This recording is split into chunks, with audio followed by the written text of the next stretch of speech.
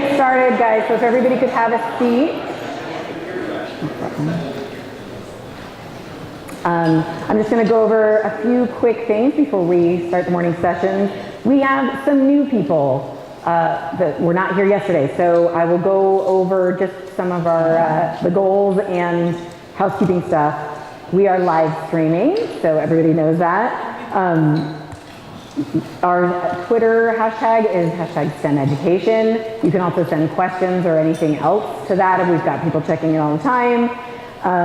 Let's see. And I want to thank everybody. Oh, goals of the meeting: open, engaged discussion and participation from everyone.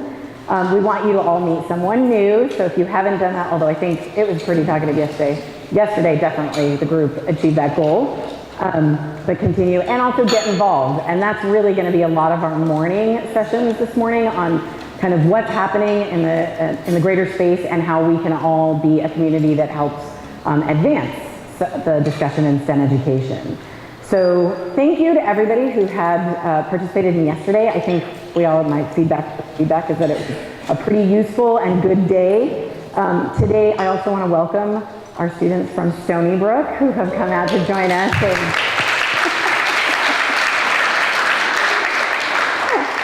and participate and give us their voice. And then also, just so you guys are aware, when we're done with today, we're going to be sending you the same, survey we've sent out before, and we'd really like your feedback on things like the new format, the half day, evening, half day the next day, themes. The AI theme was a suggestion from last year, so any place you guys think we should go, as well as any other ideas or suggestions and what you think we can benefit from. So on that, let's get the day started. I would like to introduce Grace from 110, and I think she's going to talk about the organization, so I will. Come on up.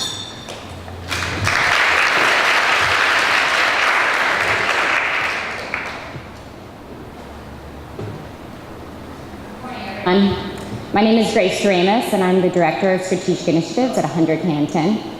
Thank you so much to Susan and to Mariette and to everyone at Scientific American and at Macmillan for having us here today. Yesterday was really wonderful, and I'm so excited to get started today. I'm also really excited to share with y'all what we've been up to recently at 100K10. This summer, we launched in beta the grand challenges to getting and keeping great STEM teachers. Backed by over 2 years of research, the Grand Challenges is a system map of the underlying causes of the STEM teacher shortage. It is an unprecedented analysis of the core issues we face as a STEM education field, and a critical tool for charting our course forward. I'm excited to tell you today about how we worked with thousands of stakeholders to develop it, and what we learned through that process. But before I do that, I'm going to quickly wind back the clock to 2011 to share a little bit about who 100K10 is for those of you who are less familiar with our work. In 2011, during his State of the Union address, President Obama made a very public call for 100,000 more science, technology, engineering, and math teachers over a decade. Thousands of people applauded. There was actually even a standing ovation there in the room. The path forward, though, was not clear. What was clear was that this was not a problem that was going to be solved by any single entity, whether it be a foundation, one of our nation's top teacher training organizations, a university, or even the government. Recognizing this, our founder and current executive director, Talia Milgram Elcott, who was then a program officer at the Carnegie Corporation of New York, brought together several of the country's leading institutions in STEM and in education to think about how to solve this problem. A few months later, 100K10 was born with 28 founding partner organizations making bold commitments to address the 100,000 STEM teacher need. Fast forward to 2016. 100K10 has grown into a robust network of more than 280 partner organizations, each making a unique commitment that contributes to the 100,000 goal. Our network is diverse, spanning many sectors, as you can see here, and touching almost every state in the nation. Many of the nation's top STEM and education institutions are our partners, and several of them are here in the room with us today. American Museum of Natural History, Bank Street College of Education, the Center for K-12 STEM Education at NYU Tandon School of Engineering, Chevron, Digital Promise, Drexel University, Google, National Geographic Educational Society, National Science Teachers Association, New York Academy of Sciences, New York Hall of Science, Project Lead the Way, UCLA California Teach, University of Illinois Urbana-Champaign, and WGBH. We've also made a lot of progress together. We've built a strong network, grounded in a shared vision. Our partners work together to solve some of the biggest problems they face in their day-to-day work and that face the education field, using a classic problem-solving cycle, learning together, sharing what does and doesn't work, and ideating and implementing solutions collaboratively. We recently heard from our partners about how they've engaged in the network. Nearly 90% report having built relationships, over 80% learned something new through the network, and nearly half have reported that they have impacted their programmatic work through the work with the network, helping them to modify an existing program, designing a new one, or adapting another partner's best practice or program. And last year, in May of 2016, we were excited to announce that we're on track to meet the 100,000 STEM teacher goal on time. But despite this progress, there was a quiet nag that grew stronger throughout the years. We're training more great STEM teachers, and we're doing so in better ways. And we're supporting our teachers who are already in the classroom to improve their practice and to stay there longer. If, and when we believe when, we reach that 10-year goal in 2021, we could throw a big party like the one here. We can replace our website with a big check mark, and we can kick back our feet because our work would be done. But would it? Would we have gotten at any of the underlying issues that created the need for the 100,000 teachers in the first place? Or would we have just scratched at the surface, supporting and enabling what is undoubtedly really great work to get even better? So we asked ourselves, what would it look like to really change how STEM is experienced in schools and classrooms around the country? So we set out on a journey to answer a big question. Why is it so hard to get and keep great teachers, especially in STEM?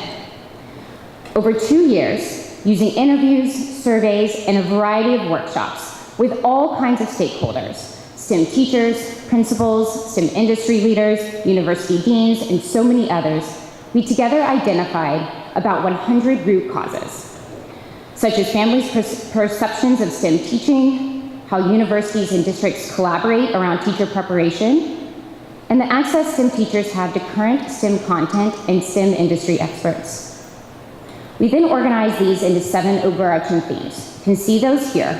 We called it the challenge tree.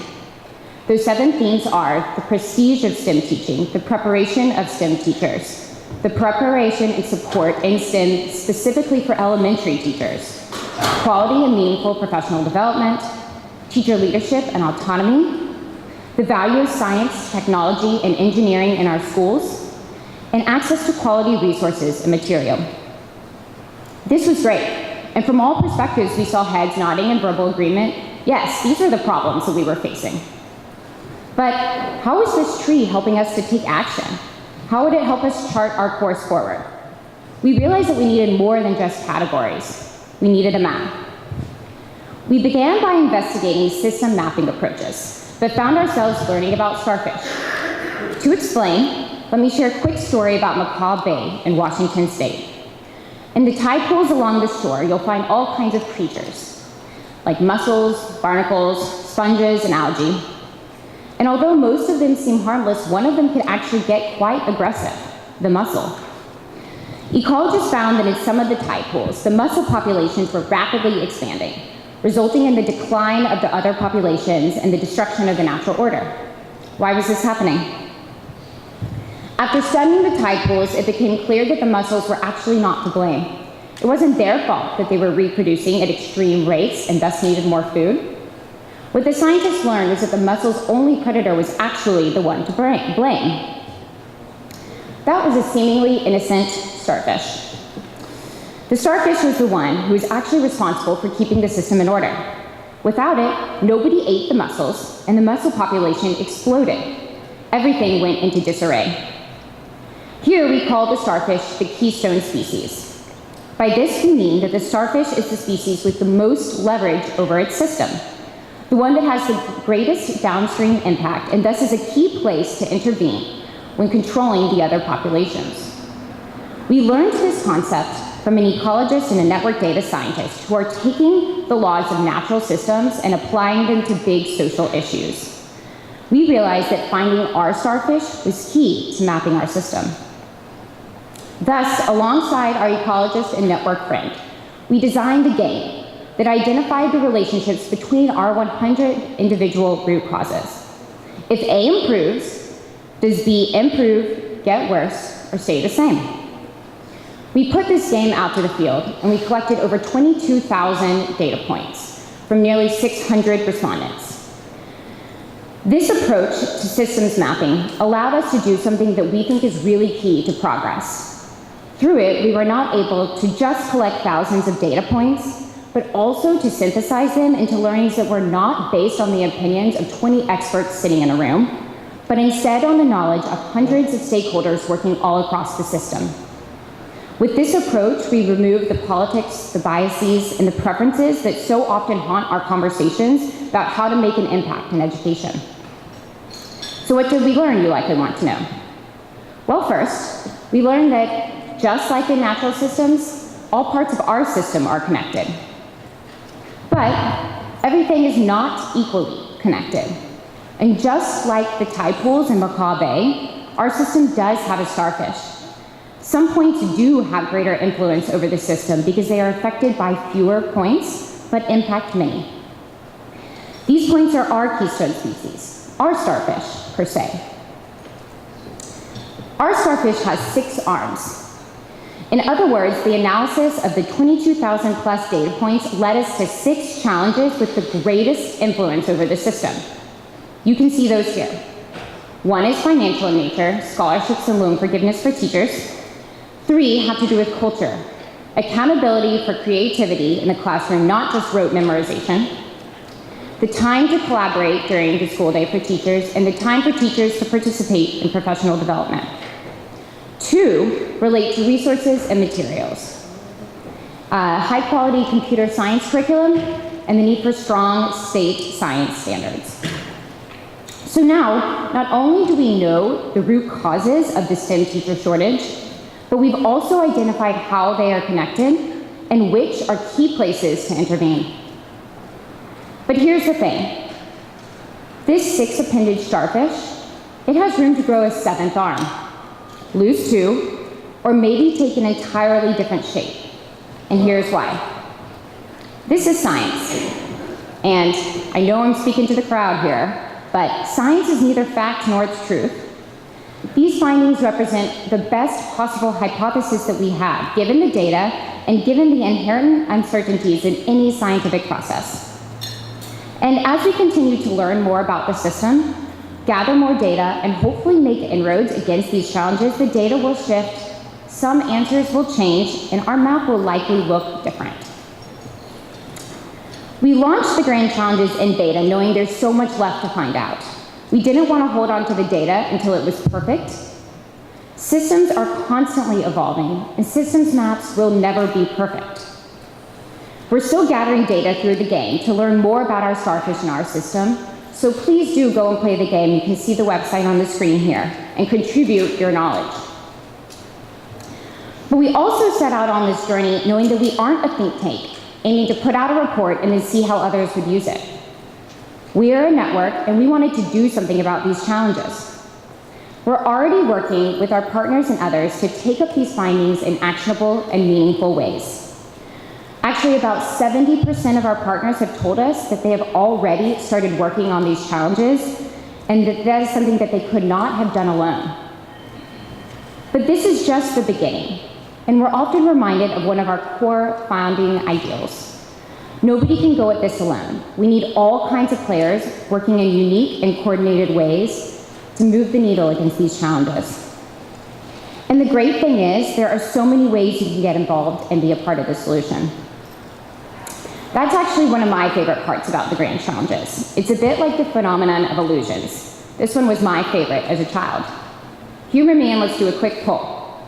Raise your hand if you see an old woman. Okay, raise your hand if you see a young woman wearing a feathered hat. More people tend to see the young woman, but as you might have guessed, the answer is they're both there. Just like this solution, our grand challenges do not come to life in just one way. Your perspective, experiences, and goals shape what you see, whether you see the old woman or the young one. So you may see different things in the grand challenges, and no matter your perspective, we want you on board. If you're focused on research, thought leadership, or knowledge generation, we need you to help surface the most promising emerging practices and to help us identify the most current research on these issues, and then help us bridge the gap between research and practice. If you're thinking about policy or advocacy or government engagement, we need you to help identify the policies that are primed for intervention. If you're thinking about measurement or evaluation, we need you to help figure out how and where we're moving the needle against the challenges. And if you're running a program, we need you to find new collaborators to figure out how you can get closer to the core of these challenges, and then think about how maybe you could contribute to the starfish. These are just a few ideas. There are endless possibilities in the grand challenges. We're just on the cusp of this work now, and over the months and the years to come, we're eager to see the shape that it will take and the progress that we can make together. No matter what you're seeing now, join us. We want and need you to contribute to changing how students and teachers will experience STEM in future generations. Thanks.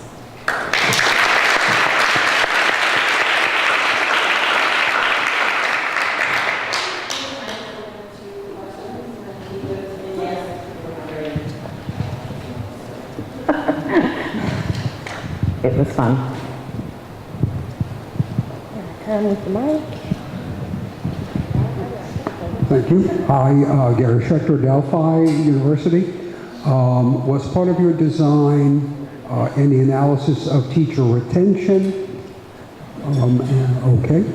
Yes, yeah. So essentially what you'll find is if you go and look at the challenges, so although the call was for 100,000 more STEM teachers originally, we've always been really focused on the entire teacher professional life cycle. So from recruitment all the way through teacher advancement or leadership. And so then when we did the analysis, you'll see that the challenges stretch from issues in society about the perception of teachers and the perception of STEM, all the way to the preparation of teachers, to how they're supported in a classroom,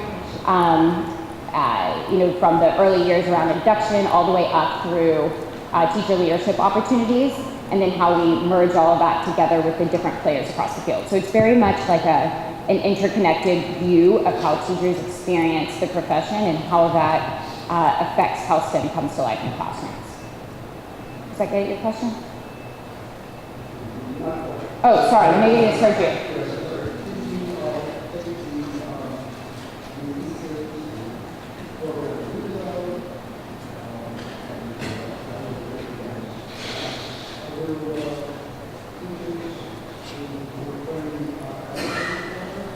So we don't actually run any programs ourselves. So we're a network model. So our 280 partners are universities, or some of them are teacher training organizations, some support teachers, some are working in the ecosystem around them. So the analysis, we weren't necessarily looking at our program in particular or any of our partners' programs. It was more about what are the challenges that are really core to why it's so hard to recruit, prepare, and then keep STEM teachers, and why we keep having this STEM teacher shortage. One more question? Hi, Joy Reitenberg here from Icahn School of Medicine at Mount Sinai. I noticed that on your graph of your 6 starfish arms, you're missing an arm. Under money, you only had one thing, scholarship and loan forgiveness. Yes. But what about raising salaries for teachers, which seems to be one of the major reasons that people don't go into that field? So that is one of the 100 challenges, is salaries.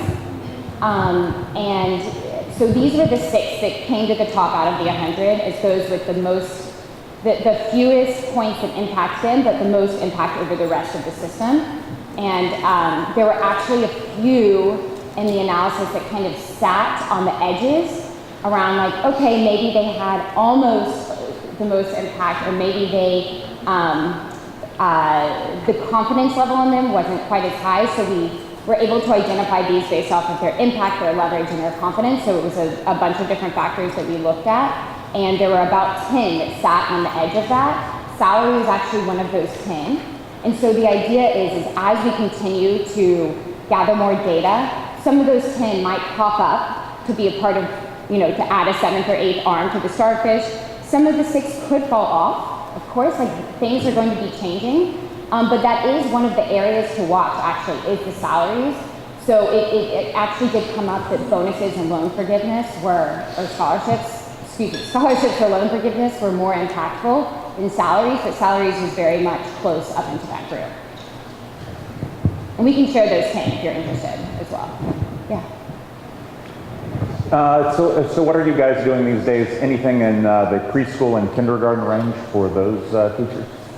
Yeah, so one of the themes, as you saw, was elementary, and that actually goes all the way from pre-K through, starts at pre-K through 5th grade. And so it's actually been a focus of many of our partners' work and some of the collaborative projects that we've been including them in. And so last year we had a fellowship that was focused on that. It's a design thinking based experience where organizations come into it. They start with a lot of really specific user testing, and then they end up designing solutions to the challenge. And so through that, we had partners designing some really different and interesting solutions around the need for better elementary teacher training and support. And so we have a lot of partners who are focused on that, and then who are, in addition to designing new solutions, of course, sharing all kinds of best practices. So it has been one of those areas. It's definitely been a hot topic that we're seeing our partners creating a lot of new things in, but primarily also sharing what's been working between them and adapting each other's best practices to their own use. We've actually also, because we ran this fellowship, had some organizations who previously were just focused on secondary STEM moving into the elementary space, which is really great and interesting because they're applying some of those really great STEM things that are happening in the high school years to the earlier grades. Thank you very much. Exciting and interesting. Okay, next up, we're going to bring up Russ Schilling. He's a Senior Innovation Fellow now at the Digital Promise, which is funded by the Chan Zuckerberg Initiative, for those of you who didn't know. And he's been part of this community for a while, I think since the beginning. So we're really excited. For those of you who've seen him at others, he's been talking about his ARPA Ed idea for a little while, and now we've got an update on what's happening there. So very exciting. Welcome, Russ.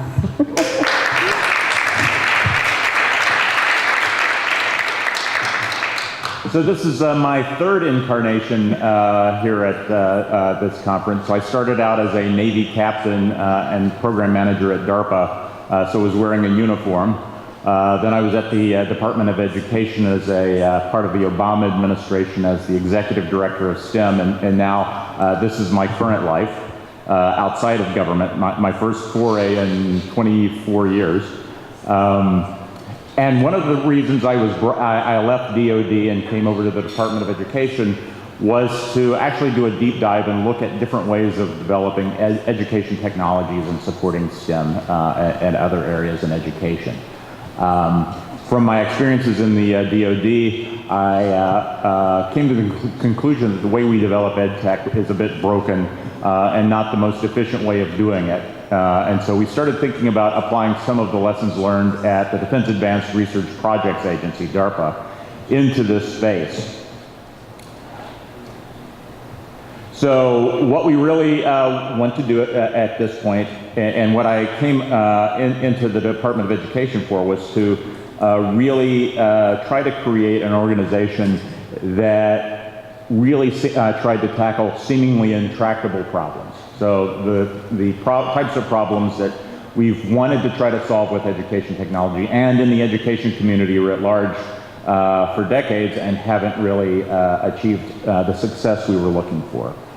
And so we want to, on the first step, identify bold innovation challenges or moonshots and really change the lives of students. So not just incremental changes, but those types of changes we're looking for that actually will reach every student and really, provide not only a change in their lives, but in the communities around them.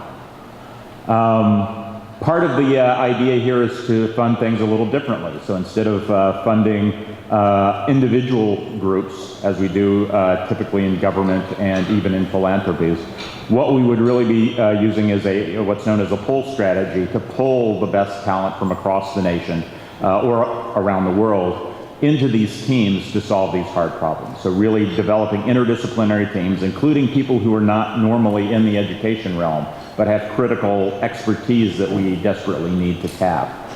And so it's a pull strategy rather than a push strategy, including, of course, educators at every step in development. Another lesson I learned at DARPA, which I know we were discussing this yesterday in some of the sessions, but privacy baked into the DNA of the process.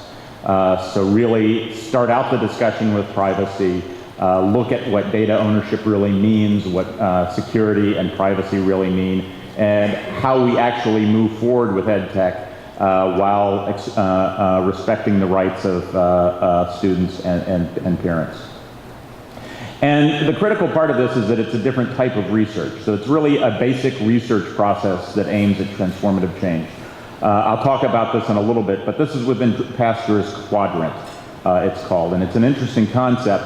Instead of doing the way we typically do things in government between basic and applied research, what we say is we don't know the answers to these questions starting out, many of them, and it may not make sense to discuss. So what we do is iterative basic research towards an applied goal.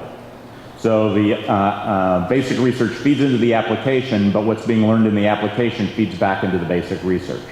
So it becomes a looping process to try to work your way towards a major goal. I already said most of this, I think, but again, we're funding, want to fund challenges, not specific projects or products. We would like to include foundations, VCs, and other funders. Now, we originally tried to do this in government. Congress would not approve it over the 8 years of the Obama administration. By the second year I was at the department, I decided probably philanthropies and outside funding was the way we were going to have to go. And when Jim Shelton, who was the man who recruited me to the Department of Education, left and then eventually took the education slot at Chan Zuckerberg, things started to align with maybe getting something done outside of government. We see projects transitioning in three ways. One, feeding into specific programs sponsored by the funders, so try to solve problems that they've been having trouble solving themselves. Products directly to classrooms, and potentially even open source solutions that could be distributed out to the developer community writ large. So if you're not familiar with DARPA, how many people do not know what DARPA is in the audience? Anybody? Oh, good. That makes it easy. But so we are trying to model somewhat over the DARPA process, but really adapting it to the unique needs of education. DARPA has the advantage of having a market at the end of their development process, so the DoD is likely to buy what they produce if it works. But as you can see down below, a lot of things have spun off into the civilian community, including Siri, various robotics, vaccine breakthroughs, and a lot of things that affect us on the internet and personal computing. So a lot of things going on through the DARPA process. And one of the things I tell people is even when the DARPA programs fail, and quite often they do fail, they are riskier investments, there are spin-off technologies. So for instance, Siri was not really the exact product or the exact path that DARPA was going at for their program, yet this spun off and had a big impact in society. So the process of this iterative basic research process towards the boldest challenges really can have not only foreseen but unforeseen impacts in the education community and elsewhere. And again, this is the Pastor's Quadrant discussion. And again, I'm a behavioral scientist by training, so I'm an experimental psychologist. And one of the things that I keep preaching to everyone is that the basic and applied research distinctions don't really serve us well in the behavioral sciences, including education. Basic research, again, and behavioral science research writ large is very noisy. It's very context specific. It doesn't generalize well. So when we have this basic applied distinction, quite often when we start building an application based on basic research, that it doesn't work. Because the basic research that we're making our assumptions off of doesn't really apply to the situations that we're building towards. So our idea is to try to collapse that. It means you have to have more investment on the front end of it to be able to do basic iterative research towards applied goal. But there's less of a disconnect between the basic and applied research areas. And ultimately, I think you'll learn more about the topics you're seeking. What we're really thinking about as well is 3 innovation models, DARPA being the main one, but we're also looking at Incutel, which is the Intelligence Community Venture Capital Fund. So it's kind of a federal version of a VC that looks at existing products and how to adapt them to meet the needs of the customers. So rather than inventing everything from the beginning, we realize there are good products out there. They may not be optimal. They may not work as we want them to, but they could be adapted if actually integrated into a larger program. And so we'll be looking not only at new technologies, but existing technologies that could be adapted and fixed and improved to go into the community. The other thing that I'm very strong on is the need for a skunk work. So what our research funding does today very well is basic research funding. It typically does not put enough money in to actually create a professional product. And that's a problem, because if you're doing your research based on a product that is not well designed, your research doesn't really mean much. So it's based on the faulty assumption that the poorly designed education product that you're testing actually is representative of what a final product would be, and it typically is not.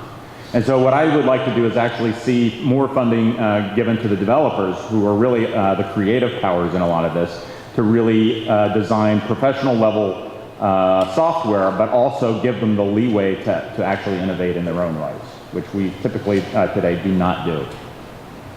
I'm going to skip over this part because I would really like to start getting some of your feedback. But again, this is how we bound problems at DARPA. And it's really answering these how-mark questions. But again, I think the one that I want to impart most is, what are you trying to do? Articulate your objectives using no jargon. And that's a big part of what we really push in this type of thinking. If you can't discuss what you're trying to do without using jargon, you don't really understand what it is you're trying to do. And again, how is it done today, and what are the limits of the current practice? So these simple questions, seemingly simple questions, actually help you break down the problem you're trying to solve. And so when we're right now in the process of identifying major problems we want to tackle, we're actually talking our way through this list of things to try to identify what the major challenges are that we would like to tackle first. And at this point, we've had 3 expert panels since August, and to expand this out a little bit, we are working regularly now with the Gates Foundation and Chan Zuckerberg working together on this concept. So we're having senior meetings on this weekly. We're developing a business plan. It has not been approved finally yet, but we are working on it. So right now we're still in the problem identification stage and developing our overall business plan for what a private organization like this would look like. But this is how we would actually bound our programs. It's a little different from DARPA as well. So again, what we want to do is have an ultimate vision. So the North Star on this is really, in a perfect world, where would we like to be in 10 years or 20 years? And how could we accelerate to get there in a 4 to 5 year series of programs? So how do we accelerate that North Star? And the North Star might be kindergarten readiness, or some large goal that we want to set out there.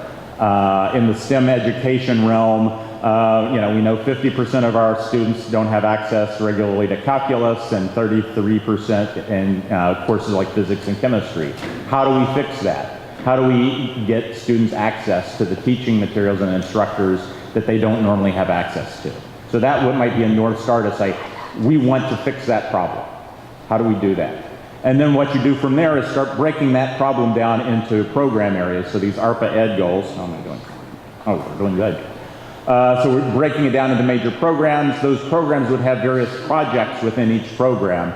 And then we'd look at interdisciplinary technical areas below, and that could be neuroscience, it could be big data analytics, it could be artificial intelligence. And we'd have these teams from across the nation or around the world working together on these problems, feeding into these projects, feeding into the programs to try to solve the North Star problem. And so it's a different way of actually designing a process. So multiple people in the technical areas could actually be feeding their knowledge into various projects in this team. And these projects might even have overlaps between different programs. And so basically it's kind of an all-hands integrated approach to solving major problems. And so basically what I'm asking you today is to help us out. I'm in the process now of helping actually identify the problems we would like to tackle on this and what the major challenges are. And so what I would like to spend a few minutes with is to hear from you about what these DARPA level challenges would be in STEM education, math, science, things like that. You know, one of the things I've thought about is how do we actually finally, use technology or other methods to collapse STEM from being 4 different disciplines into being one unitary set of disciplines. So how do we combine our math courses, active learning types of processes across science, technology, engineering, and math, so that we actually teach it as STEM and not as these individual areas anymore. But again, you may have others. So what are those major challenges that you are looking for? And I'd like to hear that. And your input to the overall idea here as well. Any questions? Or suggestions? I'm so interested in the idea of how we help colleges education. I know there's a question about recruiting and getting people in, but I know even in University of Washington College of Education, they said, how do we get people, both of diversity and backgrounds, just interested in teaching math? And one of the suggestions I thought, if you could have it collapse down so it's combining those different subjects, but there's still a perception of having to be a specialist in one specific field. Have you come across anything that people are talking about combining more of those, or colleges that are bringing those fields together, or pulling people from other types of fields and then inspiring them with the other aspects to get them involved? I'm sure there's pockets, but I haven't seen it. Again, from my standpoint as the STEM director, I didn't see that as a systematic change, no. But it would be good. And the question is, how do we do that? So I'm from Appalachia. So I'm one of the kids who actually, I'm a scientist, but I showed up at college with no trig, no calculus, and discovered that was a very bad thing. And so again, I was one of the kids who did not have access. It was I almost flunked out of college my freshman year. And so again, how do we get those teachers, any teachers really up to speed to come into these areas, both urban and rural, to fix these problems? And again, I think anything we can do. And again, I would also encourage you, my email is russ@digitalpromise.org, so if you have ideas, email them to me as well.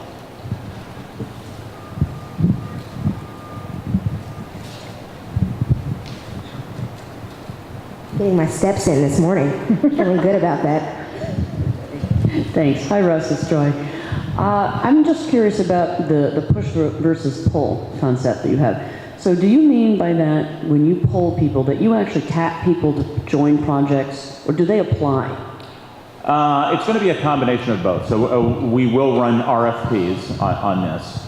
But again, so as a DARPA program manager, I would get my proposals in, and rather than fund an entire proposal, I would find things in them that I really liked and put my own team together. Still ultimately. So. Again, if you look at, I had 2 programs, one on PTSD and the other on STEM education games. And for both of them, I really had people working together who normally wouldn't work together, who hadn't, kind of like a group like this, you bring them together, and it causes a tension across the performers, gets them out of their comfort zones. But that's really where you start seeing innovation come in. But once you have your hooks in them, then of course you're going to be asking people to. I would just follow up on that, because with my own experience with O&R, what they often did is took people who were on opposite sides of the same problem, they were really diametrically opposed to 2 completely different views of what the solution was, and they forced them to work together to get their funding. because I figured, well, if you think the answer is A and you think the answer is B, it's probably A-B somewhere in the middle, and pull people from opposite camps. Yeah, I like that approach in some cases. In some cases, that can be very destructive. So another part of the DARPA model that's interesting is program managers are only hired for like 4 to 5 years and then they're kicked out, which is, I think, a great model. But that means you have to get things done quickly. And you're a very active program manager. So as a program manager, you're almost like a PI yourself. You're really down in the trenches, but you're the referee and the coach for the team. So it's your job to try to bring people together rather than just say, you guys get it worked out. Your job is to get your various performers on tap together and get them to work and optimally work together. But not only with each other, but you really want your neuroscientists working with your developers, your big data experts working with your developers, your AI people working with your developers, and really having these ideas. And as you can imagine, there are IP issues that you have to iron out through all of this. But then you really start seeing some interesting things happen in the programs. Yes, sir. One more. Oh, Sorry, Nikki. I'm doing this on purpose. So now we'll go over here next. Then way to the back of the room. Hi, my name is Mike Cohen. I'm from Achieve, and I'm wondering, as you were talking about the process for identifying high leverage problems that you would go after, is there any connection between the process you're using and what we heard Grace talk about in terms of identifying challenges, or are they orthogonal to each other? Is there a connection there? I think we're going to see a closer connection coming up. So we're still building. I mean, this has been a fast-moving trend. So I came on board in late February. We started having these panels, and the initial panels in August. And so we had 2 panels looking at some of the big challenges, but not very specific challenges yet. So we've looked at real-time assessment. So how do we actually intervene early in the process rather than at the end of the course? And on the issues of student profiles and how we develop, and what are the research gaps we need, including the privacy issues. So we've been looking at those types of things, but we're just now narrowing it down into what are our exact challenges we want to pursue.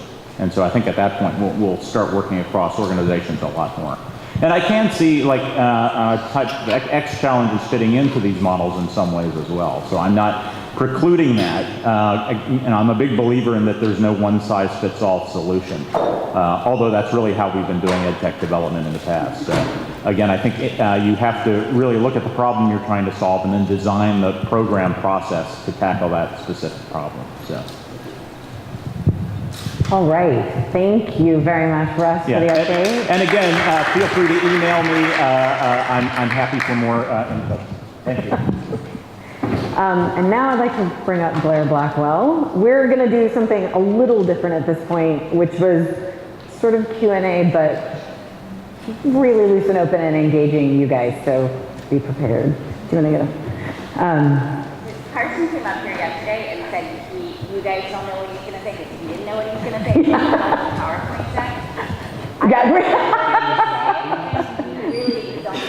Yes, I'll be here all morning. We are, yeah. So first, let me talk a little bit about, who Blair is. She's obviously been in our group for a while. She's been a good partner, and she cares a ton.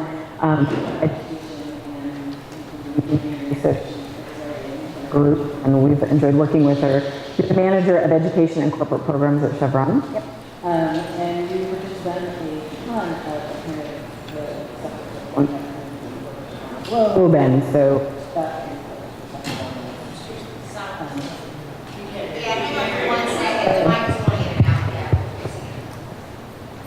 Playing with mics. Can you hear me now? Better? It sounds like you. Okay, so, we just thought we'd start with a couple of questions and see where it takes us. So, Blair, as you've been involved with everything, what do you see are kind of the critical issues that are facing the STEM group today? And particularly, how can this team help? Yeah, so I think we've jumped into some of them, and Grace has given us a great update on how do we chip away at some of the really, really big challenges. And I think that's Russ yesterday said something about how we always have these new things coming on. Yeah. And we create these expectations that that's going to solve the problem. And yet we're still sort of at this, like, we need an X Prize for education, because even though we've been working on it for years and years and years, there's still a whole lot of challenges. And so I think one of the challenges is also just giving things the time and setting up the fact that, I think one of the challenges I see as a funder, I'm probably going to jump to one of the second questions, is that there's always a lot of pressure for like what's new and what's sparkly and sounds great in the moment, and we don't give ourselves the time, as Russ was showing, like the timeline for some of those challenges with what might come out of DARPA Ed is a 20-year timeline. And actually, one of the things I've tried to do at Chevron is within our industry, we have 20-year, 40-year timelines. And so I've been trying, as we look at like how we do our social investment, to bring that idea in and say we don't necessarily need to have everything new. So I've had a lot of conversations here today where everyone's like, what's going on? What's new? I'm like, well, we're kind of just continuing to chip away, and we're trying to take the partnerships we have and go deeper and trying to learn. We want kids to understand the engineering design process and the idea of something not working and iterating on it. Mm-hmm. And then in the philanthropic world, we don't always do that ourselves. And so I think that's one of the big challenges, is starting to create a space where we can continue to iterate on this and not always have to come up with some of the big new solutions. And as company, being very familiar with the idea of delivering some sort of return on the investment, what are the advantages that you see when you give something more space and more time to sort of dive deep, and how do you justify that against what I think you're right, people say is kind of the quick and easy, what can we do here, what could we build that will solve that problem, we need it next year, and then we're going to leave that because now that's done. So, what are some of the ways that you've sort of enabled that discussion to happen? I think a lot of it is around partnership and coming back, and even at events like this, you see the folks that have been here for 5 years coming back and connecting on the sides. And so for us, I think being able to build really long, trusting partnerships, which then allow us to be open around some of the challenges. I think I'll give one example. You're going to hear from Vince Bertram in a second, and Project Lead the Way has been an incredibly important partner to Chevron over many years, and it's something that we started in California in 2009, supporting a couple of programs, and then built that out with support nationally. And so we often will talk about like all of the really great success stories that come with, and the students who've been through the Project Lead the Way program. But I want to take a moment and talk about maybe one of the stories that's informing my thinking, and I think probably Vince has seen this with a number of kids, which is why he's written the book he's written too, which is there was a student in the area of one of our field offices, and he'd been through, this is like one of the first, this kid's been through like all 4 years of Chevron-sponsored Project Lead the Way classes, and he goes off to college, and we are kind of keeping an eye because we would love to see him come back and enter our workforce. And I don't have all of the specifics and the details, but like in a couple of years, it's like 2 or 3 years, and he's coming back from college, and he doesn't have the GPA for our university hiring team to hire him. And I think that allows us to then say, well, what is it where he went from a really successful high school career and program, got into college, but was he not getting the support he needed to then make the decisions when he was at school to be able to come back 4 years later? And so I think that it starts to inform our thinking of, okay, how do we better bridge that high school into college and provide the support, whether that's mentorship, whether that's, really open kind of acknowledgement of what does it take to succeed and get a job. How do we provide some of those things as well, so that the investments we're making, at the K through 12 level were able to continue all the way in through the workforce. But it's only by giving a little bit of time and really building trusting partnerships that allow you to identify like what's really working and what's not working, and how do we ourselves iterate on that and do better. Yeah, that's great. I mean, you mentioned, I'm not sure that everybody knows all about Project Lead the way that you will by the end of today, but Yeah. you know, in terms of kind of that engagement with, and we've got our student voice here today, what sort of other things have you learned in that process that might be of interest? And we may open up some questions to them too, but in the STEM broader, going from education to higher education to job, that would be relevant for these guys. Yeah, so I would say in talking to the students, when you can see there are a lot of people who really care about your future, but we haven't figured it all out yet either. So Not yet. you need to ask. I think some of that is you need to also play an active role, both in helping us, but also in helping yourself. I think if I went back, I was such a perfectionist going through college and high school. I actually didn't want to ask a lot of questions or go find the people who had some of the answers for me, whether that was in some of my classes and understanding those better, or whether that was, what does a career in such and such look like? And so I would say embrace the idea of not knowing. There's actually a lot of power in that, and being able to find the right people, go and find the people you need to ask the questions, because there's a lot of people that want to help you. But you've also got to take that into your own hands. And then as you do that, I mean, we heard from the X Prize yesterday, where any kind of team can go through and solve some of these really big challenges, whether that's folks that have doctorates or whether that is high school, middle school age students. So help us out as well. Definitely, I could only second that. I think I didn't understand the value of finding mentors and asking people, like, what does that look like, that job look like, what you enjoy about it enough. I found a job I really enjoyed, but there was a world that I didn't understand. If I asked more, I might have had kind of a more crystallized version of what it would take to get there. So. Before we jump out to questions, can I toss it out my own question to one of our other partners here that I think really helps make the connection from yesterday afternoon? We sort of ended with that wonderful picture, Randy Bass's wonderful talk around the microbiome, and seeing Tay being able to take her education into her own hands in a lot of ways and get really hands-on. And then we had, as Grace was talking, the science standards as a piece of the solution.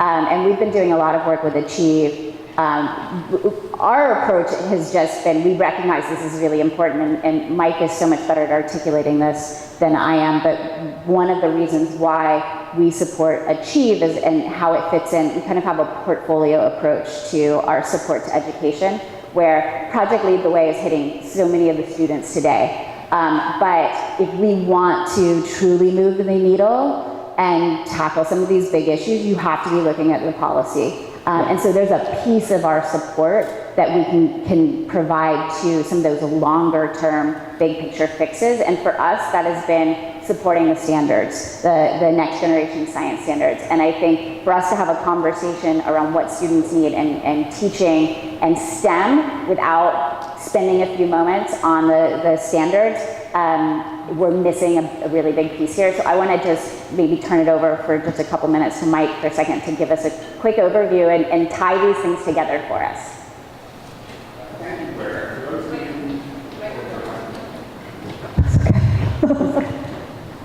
So, really briefly, first of all, I was pleased to see in Grace's slide the importance of science standards, because they are one of the high leverage activities that can really have a big impact on all parts of the system. They are the foundation for what teaching and learning happens in the classroom. And the next generation science standards, we worked with 26 states to develop those in 2010.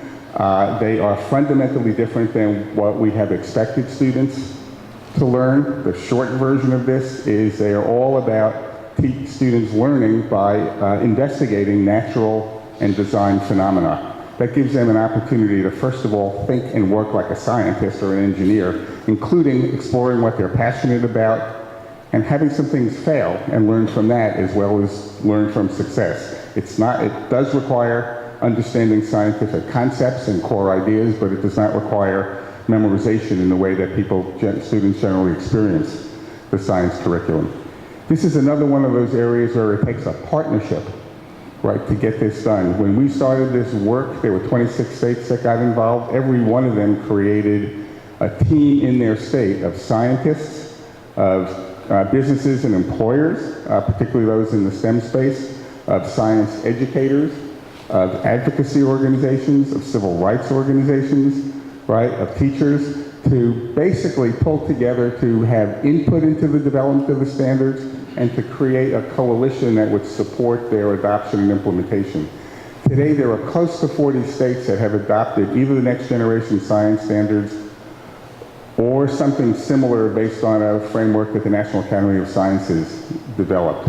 We're in this for the long haul. This is not a quick fix, and we have helped, we're working with states and others to help them find and develop high-quality curriculum, which is essential for implementing standards. We have pushed states to make sure they are paying attention to professional development. In fact, to do that long before they worry about testing and accountability, so that we have a chance to build the capacity that the system needs to really fundamentally change how science education occurs. And I think that can make, over the long run, a big contribution to the STEM issues that we're all here to talk about. Thank you. And I think one of the really important things too is been the setting of the expectation that this is going to be a long term and allowing people that space, because I think that sets up the success for us being able to stick with it over time and recognize not perfect right out of the gate. And to Russell. I'm going to open it up to sort of a few questions before we bring Vince up. But you know, you've heard this morning from Grace, 100K and 10, from Russ, Digital Promise, Michael from Achieve, Chevron, us, and so, you know, I put to the group, here we've got organizations that are all trying to sort of hook up various efforts and move the STEM education conversation forward. But let's turn out to the group. You know, does anybody have either questions for the team from different organizations and or suggestions for these kinds of groups on how we can leverage, organize, etc., to really accelerate the movement forward and how we make advances? So, yes, do we have a mic?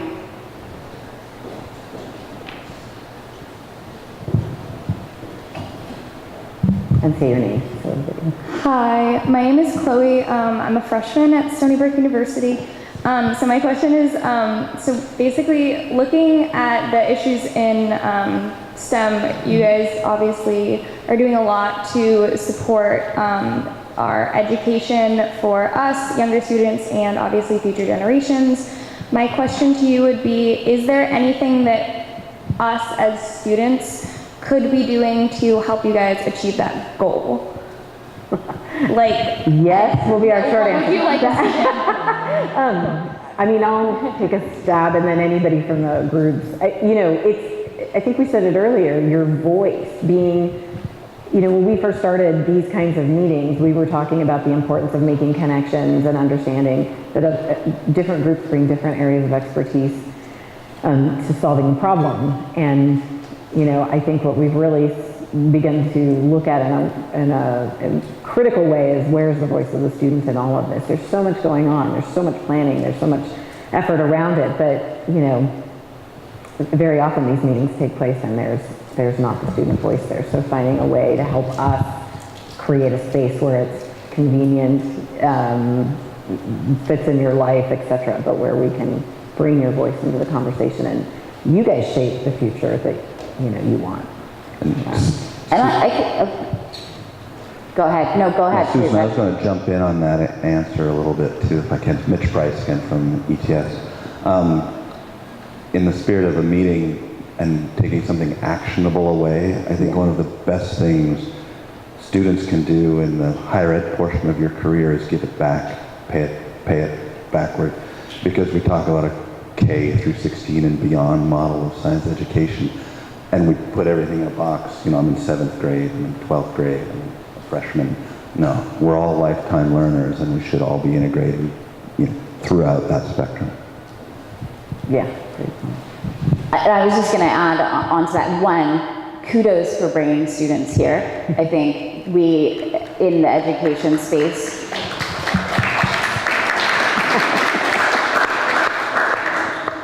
too often either don't have the students, or we're talking about teachers and don't have the teachers there to help guide us through this. And to the point of voice, I think it's really important for all of us to remember that when we do hear those student voices, so metrics are incredibly important, obviously, and everybody asks for metrics, but then that reduces the students to just kind of a number. So as I'm looking at trying to make the case internally, but I think also as we look to policymakers and trying to make the case, yes, we have to have the numbers and the metrics there too, but let's not forget the well-timed story about a student. I mean, all of us had a different opinion when we were talking about Tay yesterday, or I will send internally, like, here's my feel good of the day. We just heard this from a student who was in a fab lab that we supported, and I can get just as much support as long as we also have some of the numbers to back it up, of course, but for continued just support to these programs. And I think if we're gonna look at, how do we change big picture, like how we're measuring student success and how are we testing kids to death, when we hear more of these voices around, this is what makes learning really exciting for me, I do think that over time, that will help us change the approach across education.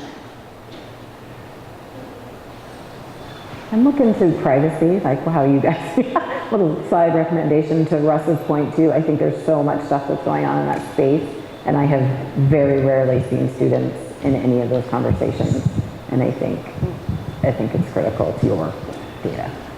Good question. Yeah. Great. Mary Gronko, National Science Teachers Association, and thank you for sharing all this great stuff. Just really a comment here. When you look at the word STEM, the S stands for science. And to be honest, in the United States, we've done a very credible job with the word science, teaching kids why things happen as they do. But in the 21st century, that's not good enough. We need the T and the E, because that's innovation. And when we talk about career readiness in any kind of field, we have to be innovative, because that's what makes us great. So the technology and the engineering are vital to the whole career process. And we don't emphasize that enough. So I'm hoping that through professional development with teachers, you get that across. S is why things happen, but we need the teachers to say, well, what if? That's T and E. So keep that in mind as well. Thanks. Thank you. Yeah, good point.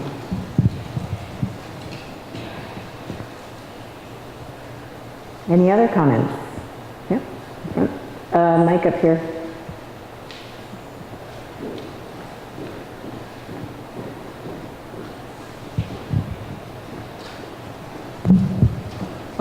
My name is Noah Michelson. I'm a student at Stony Brook University.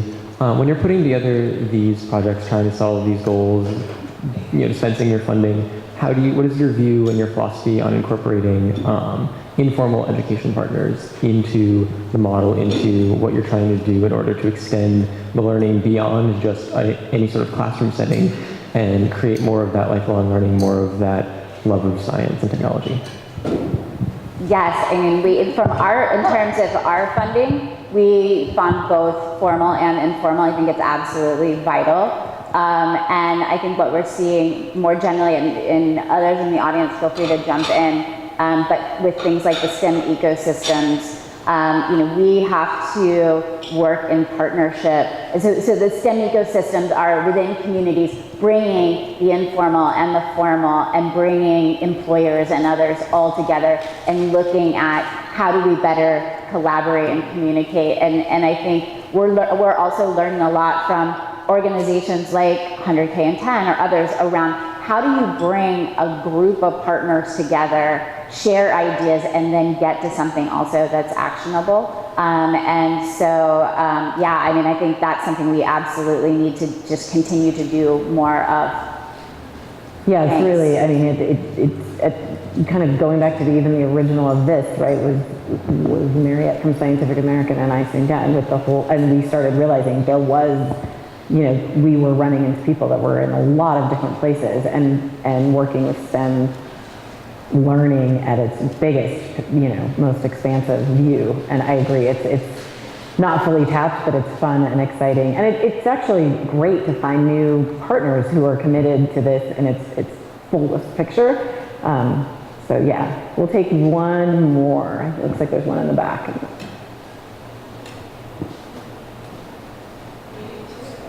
Oh, yes, we can do two. So when Grace was speaking, I didn't know. My name is John Merrill, Michigan State University, and to put it in perspective, I've been responsible for a number of years for the core biology sequence, which educates 25,000 or 2,500 enrollments per year in they're starting their careers. When I saw your 100K and 10, I didn't know what that was, and I thought maybe it was a $100,000 salary in 10 years for starting teachers. And I thought, what a great idea. And I'm serious about that because I see my students and the brightest, the go-getters all want to be doctors.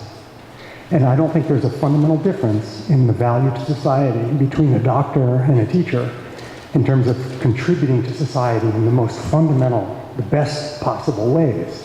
But how does society express its valuation of the contribution? We have one very universal way of expressing that value, and that's the salary. I mean, as ugly as that sounds, that's it. And I think that all other problems, they almost fade away if we were to have this vision for students that I want to be a teacher because society really values that. Not $40,000 worth or $50,000 worth, but the same as it does for a doctor. Can I respond? Agree. So I think you make a really good point. And like we were saying before, like the salaries do come up as something that are really key for students in terms of considering teaching as their profession. What we find though is that working conditions are often just as important, if not more so, in terms of the time that they have to grow professionally, to work with high quality colleagues, and the perception of those sorts of things are also very important. And so the working conditions can help balance out that salary issue, given that that is something that is a little bit harder to change. And then something that I also really love about what you're saying is that we've also found that our professors are often discouraging their STEM students from going into teaching because it isn't seen as being prestigious, because it doesn't have the greatest salaries, and families are as well. And so we actually have a group of partners who are working through a structure that we facilitate called a project team, made up of a lot of universities and some other kinds of organizations too that are thinking about how you support professors and universities to begin to change that conversation, and how do you get professors across the STEM fields and across the STEM departments in universities to be encouraging their students and inviting them to become teachers, because this is one of the greatest STEM professions you can go into. And in fact, as a professor, you are a teacher yourself. So those are two things that we're very much thinking about, alongside the fact that salaries are a big issue. So I guess to say that I hear your point and I think it's right, and that there are other ways too that we can help to address that issue. Hi, Michelle Withers, Binghamton University. I want to jump back to the question right before this and the conversation you were having about bringing people together, because I do think that's a really important thing. One of my experiences from doing professional development, when I go into universities, there's this tension between improving education and keeping people doing the research at a high level to get publications and tenure and grants and things like that. So you have that tension. So when you go in with professional development, to try to get people to change away from a more traditional lecture mode for teaching, you have some barriers to overcome there. But one thing that I'm starting to notice with the advent of things like the authentic research experiences and cures, and I've had a few individual conversations about this with folks here, is that when people who may be a little recalcitrant about hearing the message to do active learning, when they see an authentic research experience in the classroom or a citizen science type research experience where students are involved in that, or some of the project-based things that Emily and Michelle and Jason have talked about, it seems like less of a barrier. It seems like a little bit of a no-brainer to them that is better than what's happening, and you don't have to do a lot of that. So I'm really interested in, from this crowd, how do we get that message out to them? I'm so inspired when I come to these meetings. Then I go back and I have faculty who still don't really know about this. Like, it's almost like we're in this little box, and the world out here is whizzing by us, and all this great stuff is happening, and we're still in here moving at a turtle's pace. So to go to that actionable step. If anyone's interested in having continued conversations about how we can go beyond this meeting and keep these conversations going about how do we work together, how do we get that message more distributed to the people who need to hear it so we can make that change, I'd love to be part of that. We will definitely keep that going. And we're running kind of out of time. You're pointing, but I don't. So I think what we'll end this, I mean, in the spirit, I actually like that ending because it's sort of in the spirit of partnership and developing things over time and becoming very effective. And I know, the Project Lead the Way and Chevron have had a great long history together. So I think I'll turn it over to Blair and we can bring up Vince and we can talk about the book and then we'll have some signing opportunity afterwards. So. And I'm going to be really quick and just basically handing it over to Vince and saying, I think one of the beautiful things about our partnerships is that we're constantly learning from one another. And so I'm just going to get off, let's get off, and we can learn from Okay, thank you very much, everybody. Yeah, welcome, Dr. Bushman. Thank you.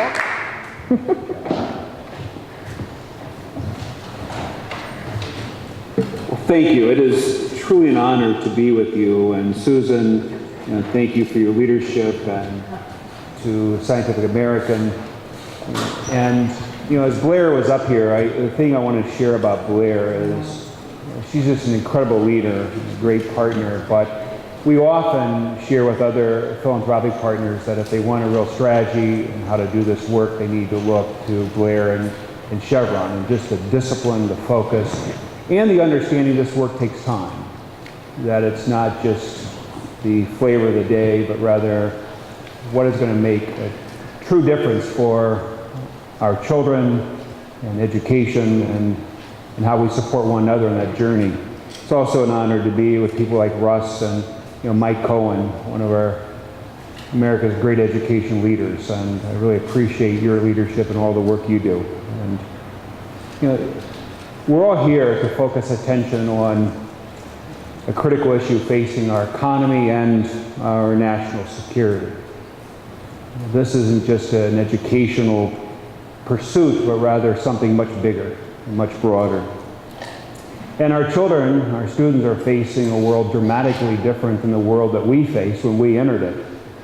And what does that mean for them? So I think about things like Uber, Lyft, Facebook, Instagram, Tesla, Apple Watch, Facebook, YouTube, Android, Spotify, Google Maps, Snapchat, LinkedIn, Twitter. But I'm not going to keep this to 140 characters. But the reality is, all those things were invented after our high school students were born. And I think about the pace of and acceleration of technology. To think that the iPhone is only 10 years old, and we're getting ready to have the 9th version of the iPhone. We're skipping one. Or to think that the iPad is invented in 2010. And to think about those two products have created, that's just one example. See, this economy is now full of companies that are all tech-enabled. We have companies like GM putting computers in cars, Google making cars. We have Amazon becoming the world's largest bookstore and probably soon to be the largest grocery store. And they're delivering packages with drones. Think about that and the implications for children. And we're going to automate anything that we can automate in every sector. See, technology's changed the way we learn, the way we travel, the way we communicate. And it's going to continue to change with things like virtual reality, artificial intelligence, machine learning, advanced automation. But these new ideas in automation, think about how it's accelerated. So you go back to electricity. Electricity, it took 60 years for all U.S. households to have electricity. It took 30 years for us to have refrigerators, and it took 10 years for us to all have cell phones. The massive rate of adoption. Patents, in 1967, we had 90,000 patent applications. In 2015, we had 630,000. The ideas, the way they're coming. Here's what we know about STEM. And I'm going to get really into some of the things even Russ talked about, the integration of all this, but here's what we know. Okay? If you want a job, you want to keep it, you want to get paid more, here's where the opportunities are at. Okay? And it's just reality. It's the foundation of our economy. I was in South Korea and I asked students at National University, I said, give me something not connected to STEM. Just give me one example. A young lady raised her hand, she said, babysitting. That was really clever. I said, so are you talking about that multi-billion-dollar industry of baby food, baby formula, diapers, and toys, and car seats? And she said, yeah, that's the one.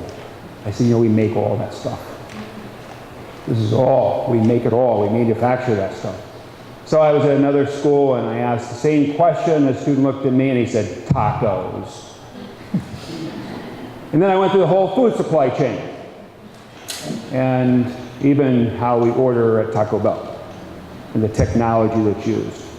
So for us, though, this raises a bigger question. Like, what does this mean for our students? It's easy to talk about it, but then what does it really mean in a classroom? How do we make sense of all of this? This isn't about discrete subjects. This isn't about teaching science down one hallway and engineering and math down another hallway. That's not the way the world works. This all has to be integrated. Howard Gardner says the greatest deficit for American students is their inability to learn and apply learning in a context in which it wasn't learned. We teach things in isolation. And then we get into discussions like, is it STEM or STEAM or is it something else? We keep adding to the acronym, we're going to get school. Okay? In fact, we have to look at how all these are integrated. How we apply math and science to real-world challenges, real-world application, and how do we make learning relevant for our students? We cannot believe as a nation that we can test our students to excellence. We have to inspire them. We have to help them understand what they're learning today really matters. That's connected to real-world examples. I learned about something about relevancy at a very early age, and I have 4 sons, and it was my 3rd son who was in preschool, and his teacher called me and said, you know, Dr. Bertram, we have a real concern about Drew. He's not doing well in math. I'm like, well, Drew is 3. And what's the problem? Well, I asked him a question and he didn't know the answer. I said, what was the question? I said, Drew, if you have 12 pencils and I take 4 away, how many pencils will you have remaining? And my son looked at his teacher and said, who cares? I only need 1 pencil. You know, for him, it wasn't about math. It was about relevancy. Okay. By the way, he's majoring in finance right now at Purdue University. I think he's doing fine in math, right? But it's all about relevancy. We can't tell our students, the reason you need to learn this is because it's going to be on a test on Friday. We need to show them how this applies to the real world. And we have to start early. This isn't about a drop-in experiment in high school or even middle school. We have to start in preschool. We have to engage our students at a very early age and help them understand But these are important skills that they need for great careers and great opportunity. It has to have currency. What I mean by that is, I think about like the SAT or the ACT. We've all taken it, one of them, or both of them. Did you guys take one? Why did you do that? Oh, really? Would you have taken it had college and universities not required it? Yeah. You wouldn't do it for fun, would you? I know, because it wasn't fun. But see, that was the currency of it. It mattered to someone. And we do it. How do we take this educational pursuit and help our children understand the currency? Why it really matters. This is not about getting into college. This is about having great careers and great opportunities. It's about career learning. And exposing students to so many opportunities, but also helping them understand that it's about developing high-demand transportable skills. Skills that really matter. Things like problem solving, critical thinking, communication, collaboration. Today, you can't survive in this economy if you don't know how to work together. And these are skills to be learned. You know, I hear people say, well, people are born with these innate skills. That's not true. It's really not true. Right? No one was born playing the piano. Right? But we gave them the tool, and we let them practice. And there are things that we can get good at. Everything is hard if we're not good at it. I can go on a golf course and watch people play really well. And I don't play because I'm not good at it. And I'm not willing to practice that. But we practice and we can get good. And it's also about how we counsel students. And that's one of the reasons I wrote this book. I just hear it all the time. I see it. And people say, well, in the absence of other conversations, we say, just follow your dreams and everything will work out. The reality is that is not true. It's just irrational advice. Or people give commencement addresses to college graduates. Just follow your passions, follow your dreams. After $200,000 investment and $100,000 in debt, now you're going to follow your dreams. Right? Why aren't we having these conversations with our children at a much earlier age? Why aren't we helping them and providing information so they can make informed decisions and pursue things that will lead to great opportunities and great careers? But the reality is so many of these opportunities are eliminated because of the things they're not doing in an early age. I mean, children learn whether they're good in math and science as early as second grade. We turn them off to these subjects. The reality is they're not going to pursue a college major requiring a lot of math and science. They avoid it. And when they do, so many career opportunities are shut off to them. But this isn't about discouraging them from dreaming. It's really about challenging them to dream differently and to think smarter about the opportunities. So they go off to college, and again, all these things, many of these opportunities are shut off. So they need to make informed decisions. And they need to know it before they start an expensive exploration project that costs them $500 or $1,000 a credit hour. Today we have 44 million Americans with $1.3 trillion in student loan debt. We have millions of people unemployed, underemployed, people leaving the job market because they don't have the skills in this economy. We can do better. But I'm wondering, and I wonder often, will students do better? Will they excel at certain subjects if they know they were necessary for exciting, enduring careers? See, too many students do it backwards. They learn how to do school.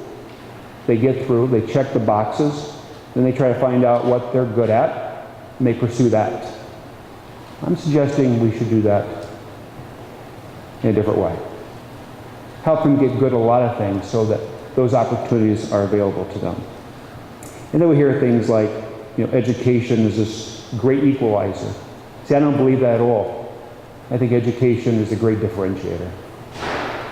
We get an education to get ahead, to differentiate ourselves. And the market discriminates. It discriminates in serious ways. Okay? And we want our children to take advantage of those opportunities, not to become a human commodity. And at PLTW, that's why we exist. It's really what we do. See, our mission is to empower students to thrive in this global economy, to provide an engaging, inspiring, and empowering student experience, for our students. And we continue to grow. Over the last several years, we've grown now to well over 10,000 schools, over 13,000 programs, millions of students, thousands of teachers, and we're getting great outcomes, great results. But in addition, we have to continue to eliminate barriers to access. We have to increase student participation and help them understand what this really looks like. There's so many barriers. We challenge ourselves every day at PLTW, and I ask this question: how many barriers have we created? What stands in the way of our students getting this kind of experience, and how do we eliminate those barriers? Another goal for us is to transform teaching and to really think about this teaching experience for our teachers. So how do we allow teachers to teach in an activity project-based classroom? Okay. And I've heard this discussion and a number of questions that have come up around teaching, and I also have a position on this. Yeah, it's learning to teach differently. I think we are kidding ourselves if we think we're going to dramatically change the teaching profession without addressing compensation. I think it's a big deal. Is it number one for some? Yeah, I was a former urban school superintendent, and if you've ever gone through teacher negotiations, you realize that salary does matter. Right? It matters a lot. And if we're going to recruit our best and brightest, we have to compensate them accordingly. But we also have to give them the other experiences. We have to make sure that teaching matters to them. They understand what they're doing and why they're doing it. And then the fourth thing, from an organizational perspective, is we have to continue to build an enterprise that supports thousands of schools across this country. That's why we work with great partners, right, so that we can support schools. It's not a matter of just selling a program and getting into a school. It's what that means and how we ensure that's an enduring experience for those teachers and those students. This work is really important. It is an absolute critical piece for our economy, our national security, and for our students' future. And those who do this right are going to be the ones who win, whether it's at a local level, state, regional, or a national level. So, this is exciting work. We have to inform our students. One of my sons came home from school one day, not too long ago, right before he started college, and he said, "Dad, we had a great day." He said, "We read a report out of Georgetown University today, and it said the highest paying jobs in America are in science, technology, engineering, mathematics. Did you know that?" And it just struck me. And my question was, didn't you? And I think about my son making that statement, and how many children across America don't have that kind of experience, that opportunity, and that kind of daily dialogue. So what do we have to do for all of them? We have to give them great information. We have to inspire our nation. So, with that, I'd love to take any questions you may have, and thank you for all that each of you do. Thank you.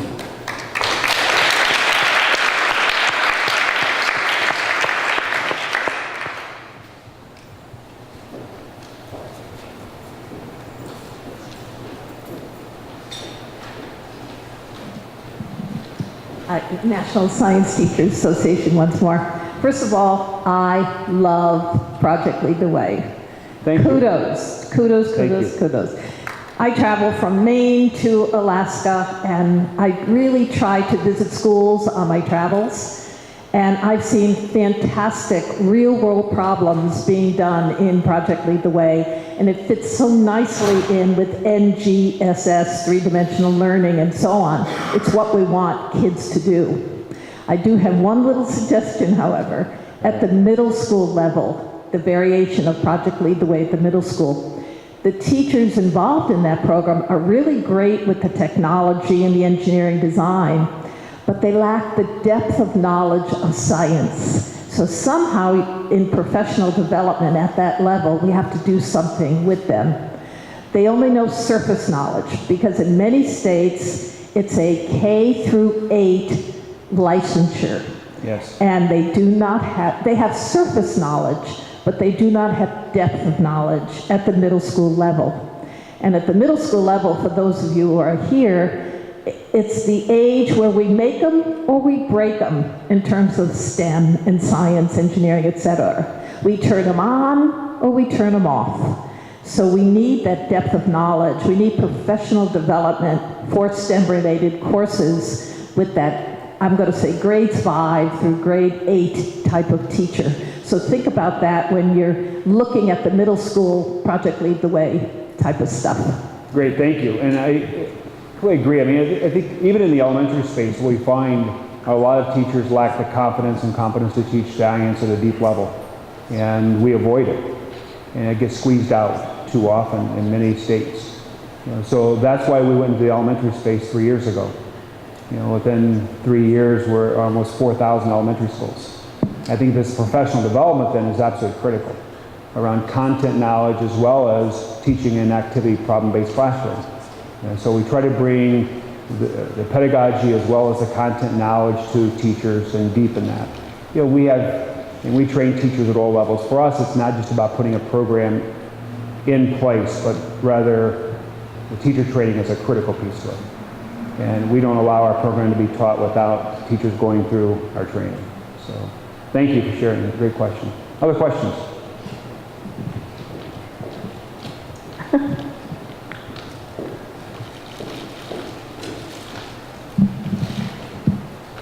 Thanks so much for your engaging insights. I have two questions for you.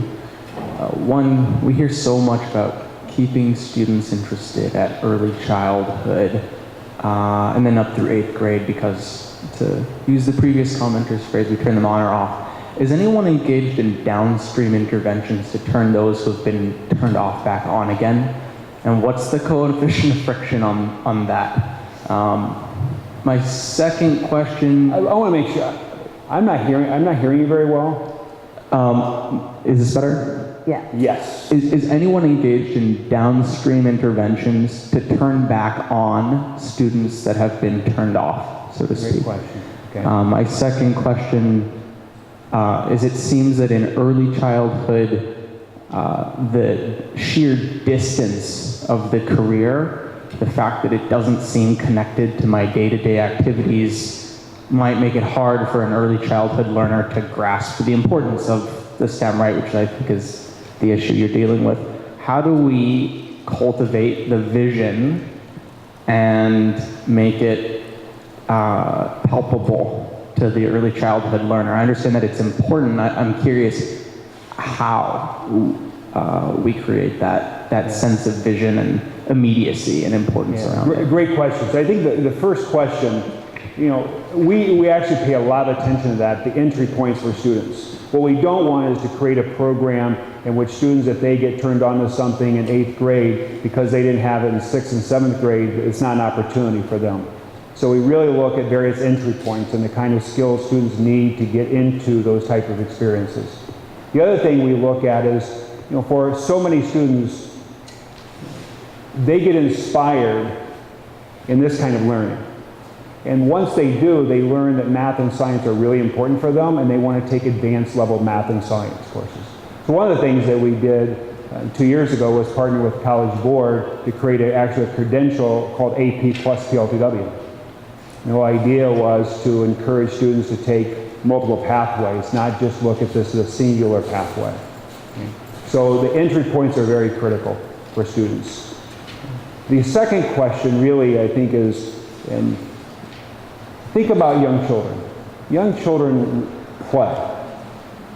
They role play. Okay? They want to be a fireman. They want to be a teacher. They want to be a doctor. You see them play all the time.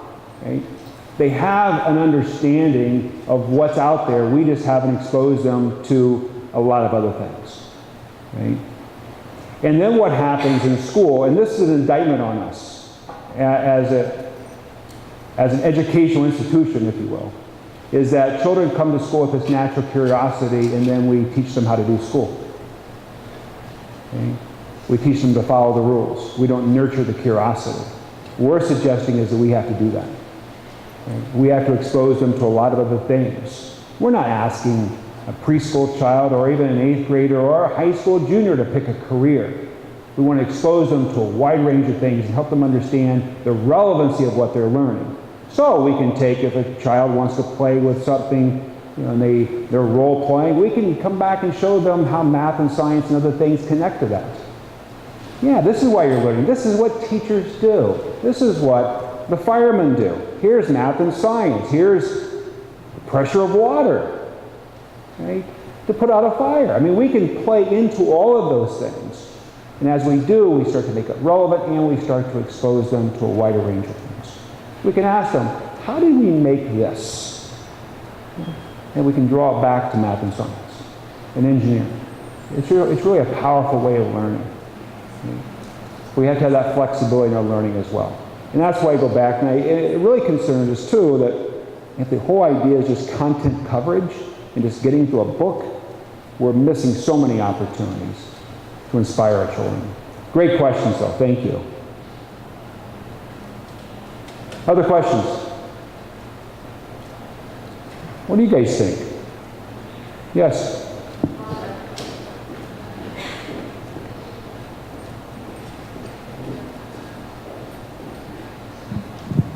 So my name is Bonnie and I'm a junior at Stony Brook University.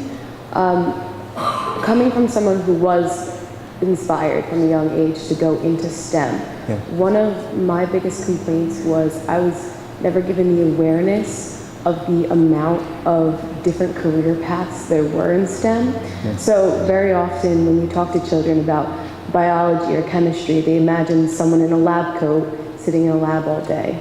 And I feel like there's a slight disconnect between the word STEM and teaching students like, here is, science, technology, and engineering, mathematics, and these are actual careers, palpable careers, things they can see, where there aren't as many speakers coming into high schools and our elementary schools talking about careers in STEM versus other careers that you see at job fairs. So how do you tackle that awareness situation in students? Because I know that's something I dealt with, especially picking my major going into college.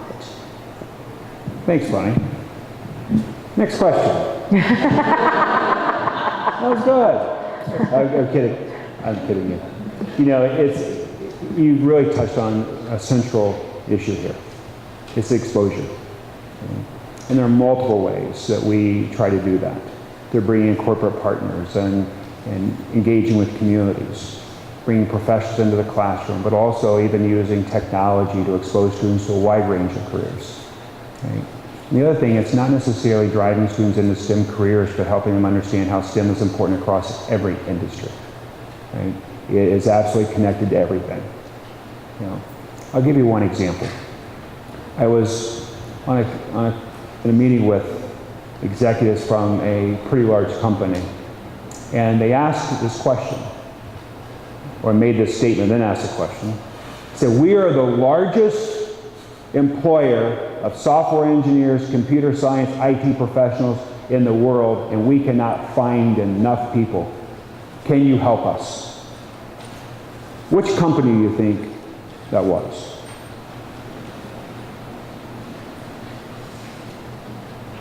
Take a guess. Google. Pardon? I said Google. Google. Keep going. Good guess. Apple? Microsoft? Yeah, it was Walmart. That's the point. Think about it. Over 2.2 million employees around the world. Thousands of stores. The logistics, HR systems, infrastructure, technology, inventory control. I mean, they have an army of people managing them. But just like you. I mean, here you are in college, and your question was, really? What does Apple make? Pardon? Do they? Yeah, it's like, they make nothing. I mean, seriously, I mean, it's ideas, it's software. I mean, they're building those things. They don't manufacture these things, right? But you ask students, what would you rather do? Work in retail, selling products, or do this really cool stuff around logistics and HR systems and infrastructure?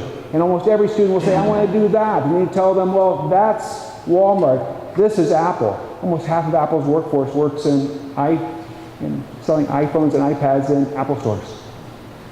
But we see the gadgets, we see the cool stuff. We don't see what's behind the big box retailer. And now I'll tell you, that is true across almost every industry. Okay? You want to see some really cool stuff? Look at what companies like Chevron is doing. Chevron's an amazing technology company. Okay? Doing amazing things with technology. You know, companies like Lockheed Martin, Verizon, I mean, all these companies are doing amazing. Google, I mean, think about what these companies do. Okay? What we have to do is help our students see behind what they see and give them a glimpse into all these opportunities. And then it becomes real for them. And we have to do it, we have to start doing it early, when their imagination allows us that to happen. So, great question, Bonnie. Other questions? Yes. I'm Vinny. I'm a sophomore at Stony Brook, and I love that I hear a lot about inspiration from like everybody that has been a main topic. And I think the thing that I'm thinking this whole time is, why isn't that translating to the classroom? It's like everything I would say for education, where I learned best, where I've had the most pride in learning and doing projects, has been when I'm inspired. But the thing is that I feel as though one of the most insulting and like sad things in education is when you feel your intellect is judged by like a piece of paper that you have no control over, by a test, where like, you know, I feel like if there's been projects where, you know, maybe I'll never get a grade, I can never put on a resume, but like that's more encompassing of my intelligence or my abilities. And I'm just more curious as to how you're trying to penetrate into like any K through 12 and higher level education, and trying to maintain the inspiration and maybe gear more toward projects. There's something on that, along those lines. What's your name again? Vinny. Vinny? Yeah. Close. Yeah. I'm Vince. Yeah. Thanks for the question. And I think it's a real issue. One of the things that we try to do at Project We Deliver is we've never approached it really from a whole school perspective, but rather getting into schools, creating a new student experience and environment, and then trying to grow it from there. Right? And it's a challenge we've taken on. So, for instance, like in the elementary space, we said to schools, you can start with one teacher, one classroom, one module, and go do this. It's just not what they're doing right now, because the students are so engaged and so excited. They're doing it for all students across all grade levels. And now all of a sudden they're moving into middle school, their expectations have changed dramatically. Okay? We've literally in the last 6 years, we've grown from 300,000 students to over 3.5 million. Okay? So students are really engaging in this type of learning. And as a result, it's eliminated some barriers where schools are really bringing these kind of experiences in and adopting this kind of opportunity. But I completely agree with that. And I also think we have to look at some other practices in schools, and these are things we share, just like how we grade students. Right? How do we replicate what really happens in the workforce? Everything is an iterative process, right? Okay? And too many times, and I see this particularly in high schools, we have students who will fail a class because they didn't do well in the first 4 weeks, or do poorly in that class, not necessarily what they have learned, right, at the end. So how do we change those practices? We continue to try to help schools think about that in a different way. Same thing with the collaboration. You're working on a project. No one's grading you based on what it looks like at the beginning. We want to know what you can produce and how we interact with students and facilitate learning over time, so that it's through that collaboration and that coaching that we get to a better product. And then what we want to do is look at the process and help and assign grades accordingly. So that's what we're doing, and that's what all of our programs are designed to do, is exactly what the question you've asked. It's addressing that particular issue. So that inspiration, but also understanding that learning is an iterative process. And it takes more time and patience for some students. So thank you. And students have to be patient with themselves. You know, one of the greatest challenges we find at Project Lead the Way are our highest performing students. They really struggle sometimes because they want to write a wrong answer. Yeah. And we're like, figure it out. And even if they think it's A, we may push them to do something else. Right? And once they get comfortable with that, and the other thing from a teacher perspective, we're often taught as teachers that we have to be the center of all knowledge. Right? And our job is to impart knowledge upon our students. You know, the reality is that's not what happens in the workforce. It just isn't. If that's the case, we wouldn't need R&D. Someone would already have the answer. We wouldn't need research universities if we had the answer to every question. The way learning, new knowledge is created is through that process of experimentation. Okay? And then all of a sudden we create new things. And that's what we try to recreate or create in individual classrooms across the country. So. Yes, thank you. Thank you very much. Thank you. Thank you so much.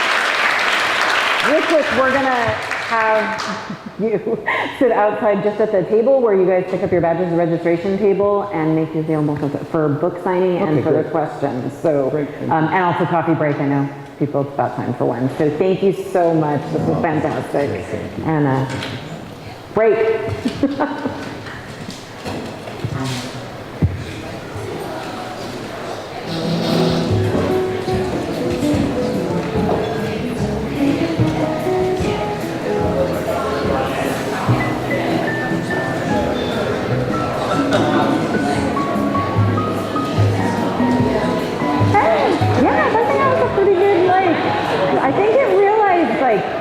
I could see wanting, you know, oh, like there's a group that knows each other in there.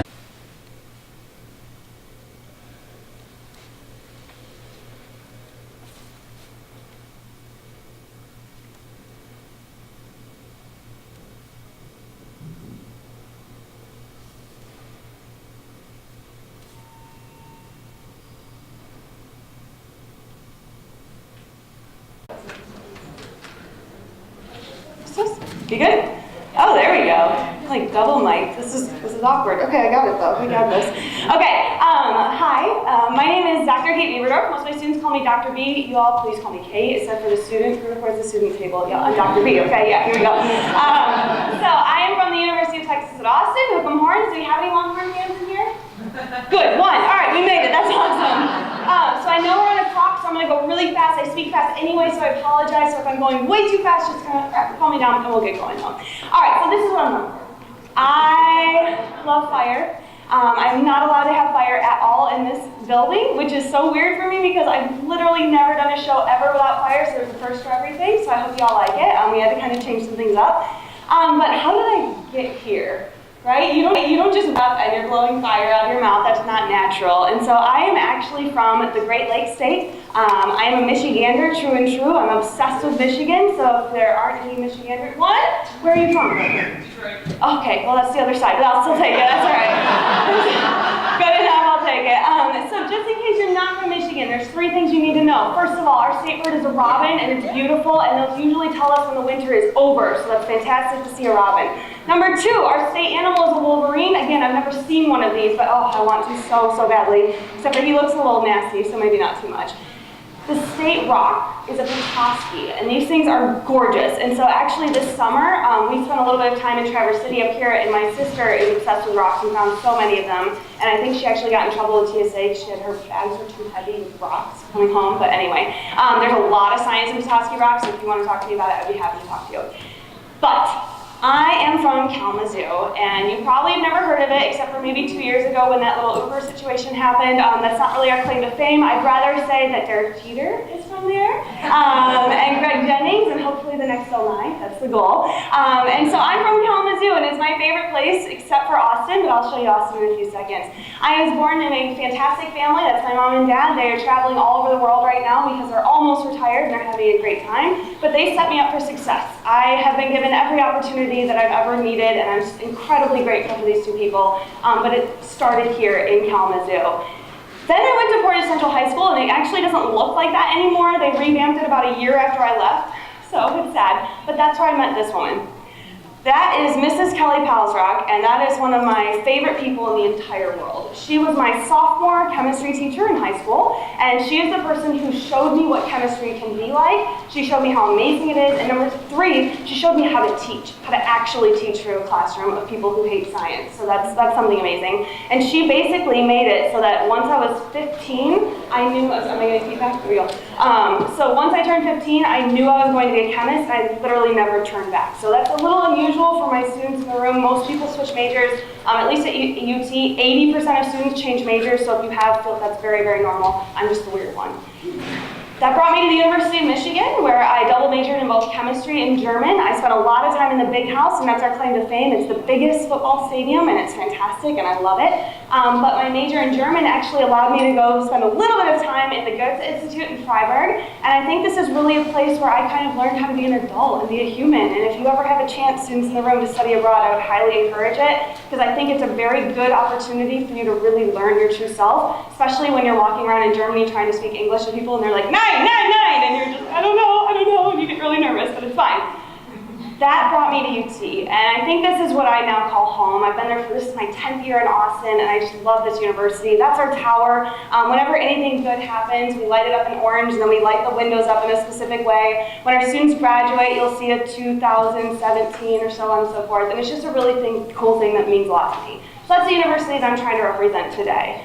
This is where I met both of my advisors. I originally worked for Alan Cowley when I was studying to get a PhD in inorganic chemistry. He's fantastic. He's the main group king. Unfortunately, after about 4 years, he started to develop dementia, and I had to get a second co-advisor. So I went from an 80-year-old British man who was incredibly secure and knew exactly what he was doing with his research to a non-tenured professor who was hustling, and all he wanted to do was be a big deal, and so my career trajectory kind of changed a little bit during my 4th year, and I had to take about an extra year of graduate school to try to raise my standards up to what he wanted, and it was horrible, it was awful, and it was really, really sad and really challenging, but because of that man, I swear I'm a better chemist. He pushed me so hard. He wanted me to be the best I possibly could. He wouldn't accept this bare minimum standards that I'd been kind of getting by for about 3 years, and he pushed me. And so I had to do an extra year of grad school, so I almost did a full 6 years at UT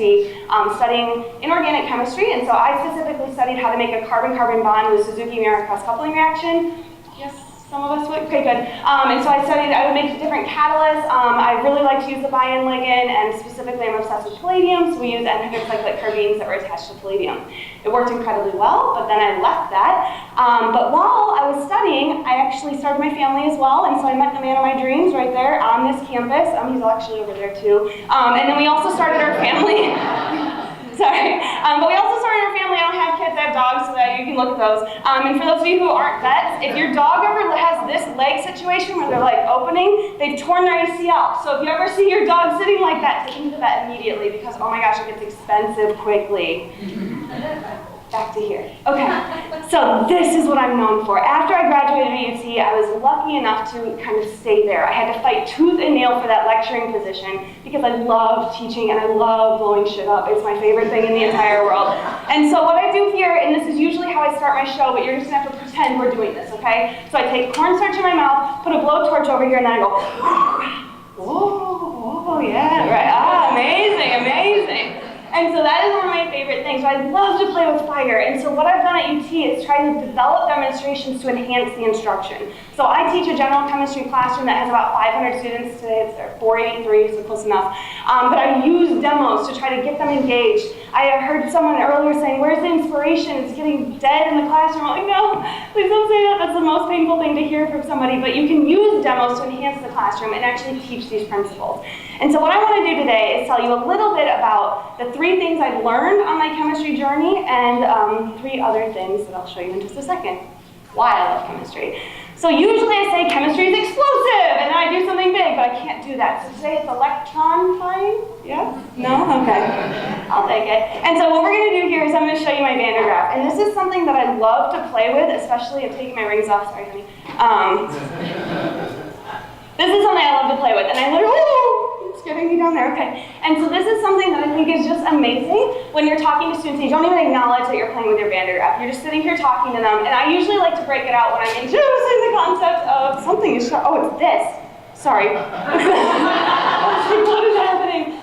So I usually start using this to introduce the concept of a power plant. And so I'm getting shocked like crazy. And so you just talk about, they understand the concept of going from potential energy to kinetic energy, but they do not get the part about mechanical to electrical. And so if you're just standing here talking to them like this, they're listening, right? They're like, who is this lady? Why is she doing this?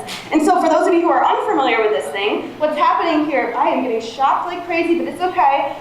This part right here, this right here is our little belt, and we're taking mechanical energy and converting it to electrical energy up here. I don't know how I have that hooked up. Yeah, you might not. You might not want to do that. Just back up. No, I'll just stay here. I'm going to do the rest of the lecture here. I'm not getting off because I don't know how this is going to happen. But basically, it's a way to get them excited, and you talk to them and you're saying, look, I have mechanical energy right here. I've got a belt. It's moving. And then inside of here, I've got some coils and there's a magnetic field. And when you have mechanical energy in the presence of a magnetic field, you create electricity, which is Faraday's law. And so all this electrical energy is coming out. And then, oh my gosh.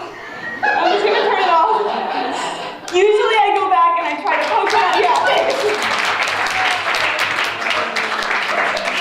That's not my best showing. Usually I do better with that, but just take it with a grain of salt. But what you can do is you actually show them. You show them electricity was just generated. Electricity was just generated, and so I was able to create electricity, transfer energy. But it's a way to illustrate a principle. And so for me, one of the reasons why I love chemistry is that it's electrifying. Okay, the next one. And this is taboo, so I'm just going to put it out there. I already know people hate this, but to me, chemistry has an element of magic. And so depending on the scientists you talk to, some of them freak out. They do not like the word magic when you talk about science, which I understand. I totally understand that. But in Harry Potter, when they're using copper and they're setting it on fire, that's magic. Okay, that's actually magic. And then for a second grader, when they see something, it seems magical. And so you can embrace it, and then turn the brain and say it's actually not magic, but if you're a scientist, you can be a wizard, or you can be a witch, but you just have to understand what's going on. So let me show you two of the things I do in my classroom. I gotta suit up though for this one. So this right here is an Erlenmeyer flask. Ooh, ah. And so what I've done is spiked it with a little bit of phenolphthalein, and then depending on the water of the location that I'm at, sometimes I have to spike it. So now I've heard that New York has the best water because you have the best bagels and you have the best pizza here, and so it's supposed to have good basic water. Based on what I grabbed today, you do not have hard water, so either that's the case or you have a very good filter in this building. It's one of the two. So what I had to do was spike it with a little bit of sodium hydroxide. Now what I'm going to do is take a straw, put it in here,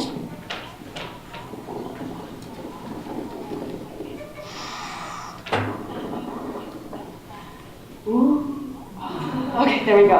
All right, so it's magic, right? There's magic. So we started off with a pink solution. It had a little bit of sodium hydroxide in there, a little bit of phenolphthalein, which is an indicator. And so when I exhale, what comes out of my breath?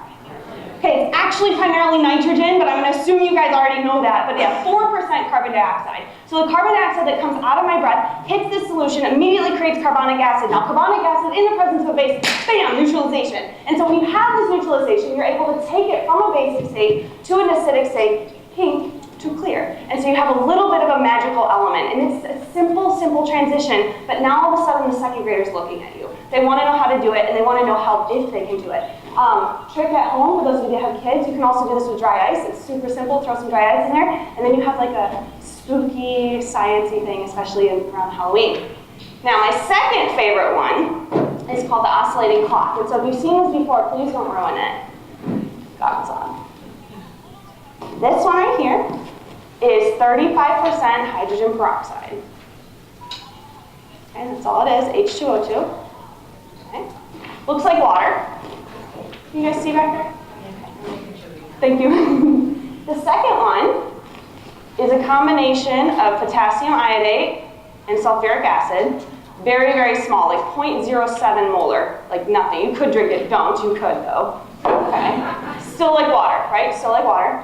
And then the last one has a couple different components in there. There's a malonic acid, there's some starch. There we go. Ooh. What? Oh my gosh, it's magic! And then you go, no, it's science. And so you can get people interested in it. So what just happened here, and I'm gonna let it sit for just a second. I don't want to touch it because I don't want to ruin it. Ooh, ooh, my gosh, what's happening? What's happening? Whoa! And then, oh my God, it goes back again. Whoa, it's crazy again! And so what we have here is an oscillating clock. And for those of you who have not seen it before, it depends on which scientist you talk to, because we all have very strong opinions about what's going on. I'm going to simplify it and tell you my personal opinion. Can you guys see? Pick it up. So it's just going to keep oscillating. Here, I'll put it up here. There we go. And so basically what happens is we have 3 different solutions with a lot of different materials. So, simple terms, you have A plus B, which gives you C. Now when you've made C, it's in the presence of D. D's already sitting there. C plus D then gives you B. B then reacts with the A that's left over, and then you create C. C reacts with D, gives you B, gives you A, and then you have this big mechanism. And so it's 2 competing reactions. And so in my classroom, I can talk about this with kinetics, I can do thermodynamics if you want to touch it, feel that it's slightly hot, not very much, but slightly hot. And then you really, ooh, you can talk about it with mechanism. Isn't that awesome? I love this reaction. Oh, it's so cool. You guys are easy to please after a long day, so that's good. And so for me, there's an element of magic, which is something that I love. It's something I fell in love with when I was 15, and it's just incredible, and it always brings me back. I want to find other reactions that are like this, so I can bring it into my classroom and have new, fresh reactions to keep them engaged. Okay, so now the next thing I love, last thing, you can eat it. Sometimes. For chemistry, it depends. And so I'm going to try to see this. I've got a styrofoam cup with marshmallows. Okay. And then I have a bucket trapping my liquid nitrogen. Ooh. Ah. So now liquid nitrogen is extraordinarily cold. It's 77 Kelvin or negative 194 Celsius. What's room temperature in Celsius? 25, I'll take it. Good, okay. So 25 here, negative 200. Do you stick your hand in liquid nitrogen? No. Do you eat liquid nitrogen? Do you eat marshmallows that have been sitting in liquid nitrogen? Yes. Yes, you do. Okay. So does anybody actually want to try this? Okay, here you go, man. Hands like this. I'm going to put one marshmallow in your hand. It's going to feel like the coldest thing you've ever felt. Think cold ice cube, okay? So then you're going to do 2 blows. It is not, okay, it is real 2 blows. 2 blows. Right in your mouth, 2, 2, 2, and swallow. Got it? Your mouth can handle the temperature way better than your hands. You good? Oh yeah, maybe we'll skip you. Just in case, how about I'll just do it? Okay, so this is the thing that I love to do at birthday parties. And I'll just do 4 since we're short on time, but usually I build up to this. Yummy. So exciting. Oh, so gross. I'm so sick of marshmallows. Okay. Anyway. God, I eat this like 4 times a day. It's okay though. Now, so what I do with this demonstration is I try to talk to my students about a chemical change and a physical change. So the first thing I say is right here in this cup, is it a chemical or physical change? Physical, beautiful, right? Because it's a marshmallow and liquid nitrogen. It starts as a marshmallow, ends as a marshmallow. If it turned into a milkshake or a cheeseburger, then it would definitely be a chemical change, but it didn't. It's still boring marshmallow. Then you eat it, goes down here, chemical or physical? Chemical, right? What's in your stomach? Acid. And so the acid reacts with the marshmallow, definitely have a chemical change. A way to check that, if you don't believe me, is if that marshmallow were to come back out of your system, would you then want to eat it again? No, it's a completely different thing. It is not a marshmallow. And so this is something that I can do to engage my students. For those of you who want to try this at home, I would say 6th grade or higher. 5th graders still have a little bit of an issue getting into their mouth fast enough, you just don't want to burn your hands. Okay, the second thing, another eating one. And this is an old demonstration, but it's new to me, so we're going to pretend it's new. This is really exciting. So this is a crystallization dish. And what I have is 2% calcium chloride. Everything I'm talking about today in this demonstration can be purchased on Amazon. And if you buy food grade, you can eat it. But I had to ship mine in my box. Yes, I didn't like it, but it's okay. And so I can't eat it because it was with my other chemicals. But you could in theory. So these are sodium alginate. And it's 2% sodium alginate, and I've actually spiked it with a little bit of food coloring. I've got purple, orange, and green. And so what I'm going to do is just slowly put this in here. And do some little dots. And some strings. Let's get some other colors in here. And basically what you do is you add these two together, and then you have a very important process, which is where you count to 5. So you go 1, 2, 3, 4, and 5. You put your hand in. Ooh, it's gummy worms! And you could eat this, 100%. Now, again, like I said, these traveled with my chemicals, so I'm not going to eat it because I want to have a nice weekend in Manhattan. But you could, and so now you make gummy worms. And this was maybe $17 on Amazon to spend for all the materials, and you could do this over and over and over again. Fancy adults, if you've ever been to a really nice cocktail place and you have a martini and they have that little olive in there, that's how they make it. And so it's used from sodium alginate. Alginate's extracted from seaweed. It tastes disgusting. So if you want a little bit of a way to make this taste better, I actually use watermelon puree. So you take a watermelon, you smash it up, you get the liquid, and you dissolve the alginate in your watermelon puree, and it tastes like watermelon gummy worms. Yay! Okay, yay. Did you like that one? Have you ever seen that before? No? Oh, good, good, good. Okay, you can totally do that at home. Kids love it. The problem is if you're trying to be fancy and create your olive with a martini, because that's what I wanted to do, it's impossible. I seriously do not know how those chefs do it. They are so talented to be able to make that. I can't do it. So now I'm going to take a quick break and tell you about my outreach program. This is called Fun with Chemistry. And what I do is I go out to local Boston schools and I blow stuff up and I try to show kids that science is fun and entertaining. You don't have to be a nerd to like science, because that drives me crazy. You can just be a normal girl who likes to play with fire or bombs, probably not bombs, like with nitrogen, something like that. Anybody can do this. Literally anybody can do it. It drives me crazy that there's some kind of stigma with that. But what we do is we try to interact with 20,000 students every year. I've hit that every year except for last year. I got 19,200, and when I realized that in August, I was like, how do I get 800 students together in August so I can hit my 20,000 number? But I didn't, which is why I'm here, so that I can do more presentations this year and hopefully get over that number. We started in fall 2014. It was just me. I basically went out and wanted to show kids that science is cool. And from the word of mouth, we basically exploded in Austin. And now we're so popular that we have a lottery system. And so our schools have to submit a lottery. Our computer randomly generates the winners. And then we figure out where to go. My heart is with Title I schools, for those of you who know what that is. So the ones that might maybe lower socioeconomic places where students have never seen liquid nitrogen. Because at least in Austin, we have 2 different groups. There's the west side with the kids who basically have a tank of liquid nitrogen in their bedroom, and then there's the east side with the kids who have never seen it before. And so my heart always is on the east side. We just gotta spread that love, show kids the liquid nitrogen. But this is really where it comes from, for me personally. I hate that image. I hate it. He's my idol. I want to be him someday, but the bow tie, like, I don't like it. And then these girls, like they're in cardigans. I don't wear cardigans, and no knock on cardigans. If you're a girl who wears cardigans and you love it, that's you, but that's not me. And so I really want to change that. I want there to be scientists on TV that look like me, that I can associate with, so I can relate to it. So if there's girls like me at age 4, they can be like, oh, that's me too. So we'll just go ahead and do that, okay? None of that, I'm over that. Anybody can be a scientist, okay? Photoshop's fantastic. You know, you can do a lot with fire. Anybody can be a scientist. It doesn't matter where your parents are from, what your race is, what your gender is, your sexual orientation, how much money you have. If you like fire, you can be a scientist. All right, so now, I'm trying to go quickly, sorry, but 3 things I've learned on my journey. Now, I'm going to be very clear. I'm 31, okay? I have a lot to learn, hopefully about 100 more years. Probably not, but maybe. I have a lot to learn, and so these are my personal lessons that I've learned on this way. And the first thing is, learning can be fun. In fact, it can be really, really fun.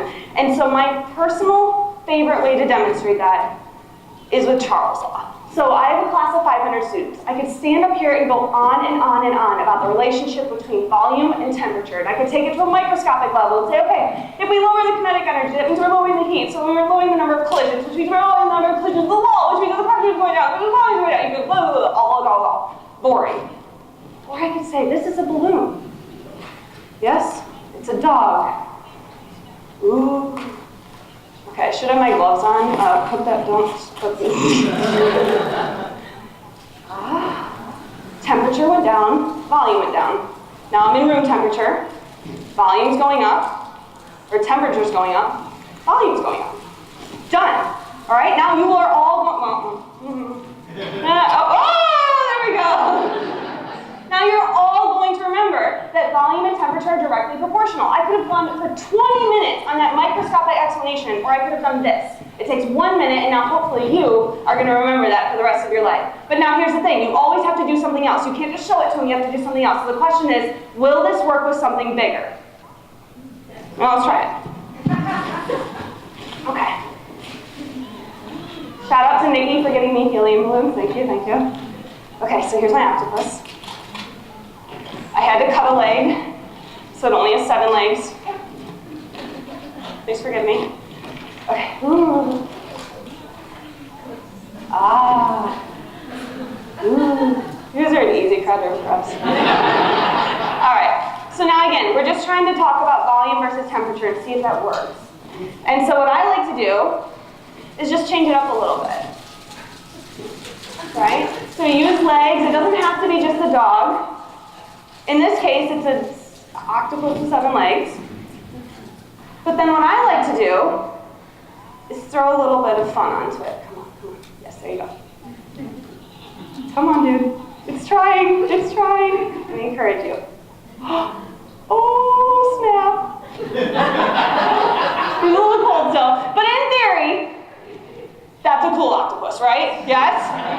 So if the students don't know that the head is filled with helium, the second it starts floating around and usually chasing me if I can get the wind current correct, and be like, oh, what's happening? Oh my goodness. They are now curious, right? Back at you. Yeah, there you go. So now they're curious, and they're going to remember. And so you can take this to another conversation and say, why? Why does it float? Well, now you're talking about density. Now you're talking about helium. Now you're talking about the concentration in the atmosphere. So many different reasons, but what they're going to remember, volume and temperature are directly proportional, and octopuses are awesome. Okay, that's what they'll remember. Is it octopi? Wait, oh. Moving on. The second thing, there are multiple ways to solve a problem. I grew up in what, in my opinion, was a very black and white household where there's a right answer and a wrong answer, especially in the STEM field. There's often a right answer and a wrong answer, and you can usually calculate the right and wrong answer.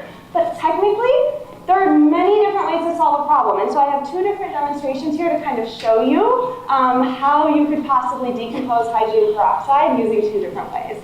But this is something that applies to everything, I think so. So the first one I want to show you is something that I love to do around Halloween time, so thank you for inviting me out here during this time. And so traditionally we call it genie in a bottle, but during this month we're going to call it ghost in a bottle. And so what I'm going to do is hope that no one who owns this building is in the room. Okay, good. I'm going to do about 200 mils, again, hydrogen peroxide. I actually bought this directly off Amazon and Amazon Prime this year, so you can do that if you don't want to go through Fisher. It is more expensive. Get out here. Okay. Here's our hydrogen peroxide. Now he's floating.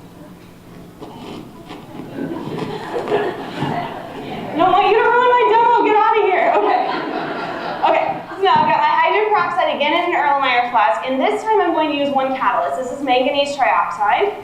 Okay, and it's very, very simple. It's slightly expensive, but we actually reuse ours. We're an outreach program, so we reuse everything we can. Okay, here we go. Let's see if we can make it closer here. Thinking about it. I don't want it to be too big. I can add more.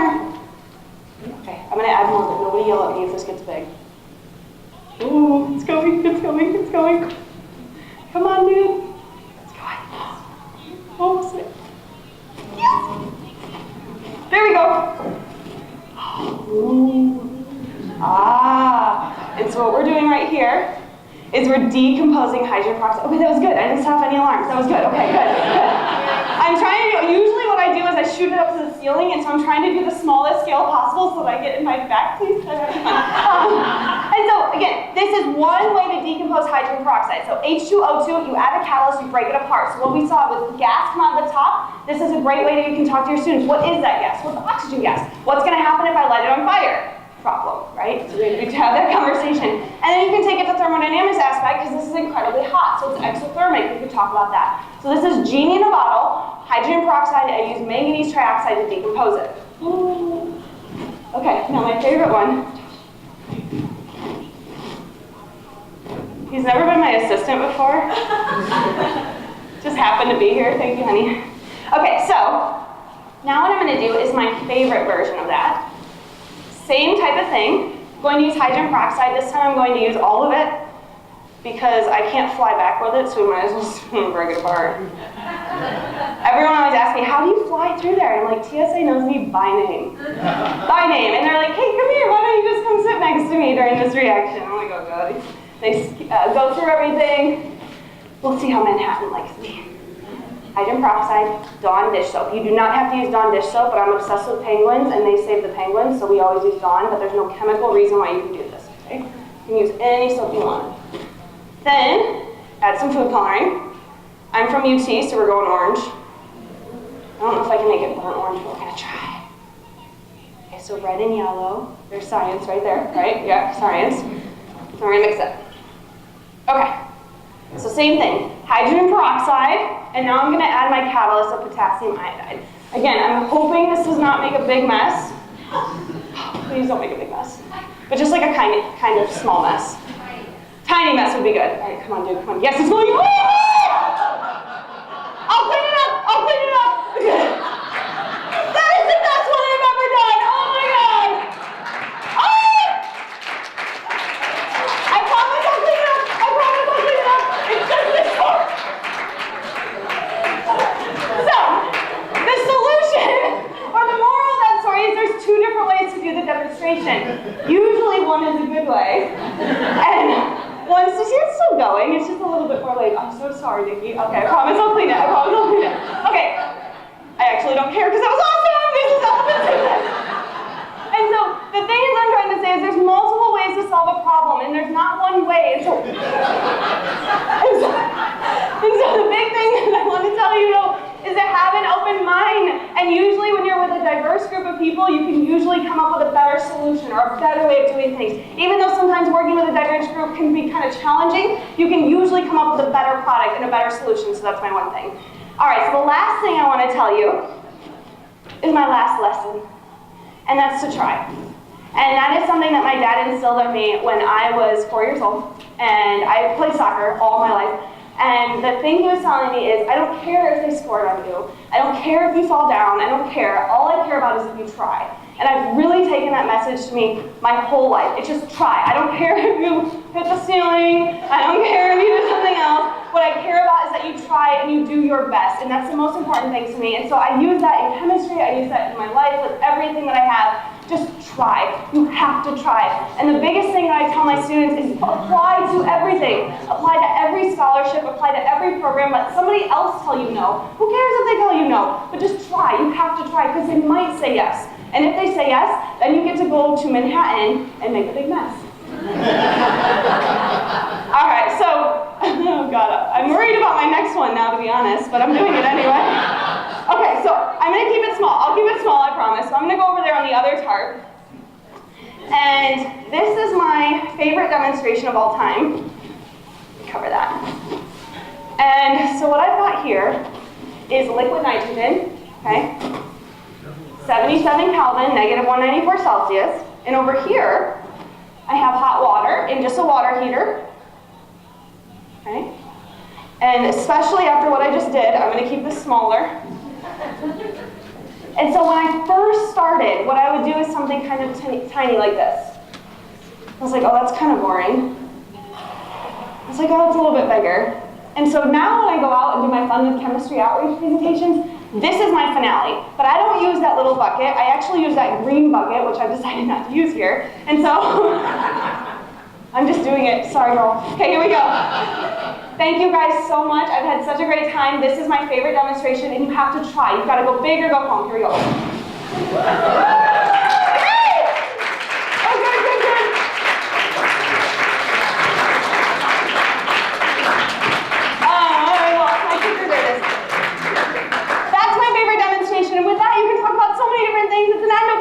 It's a physical change. It's absolutely fantastic. And so that's one of my main things. Oh, and now this isn't working anymore either.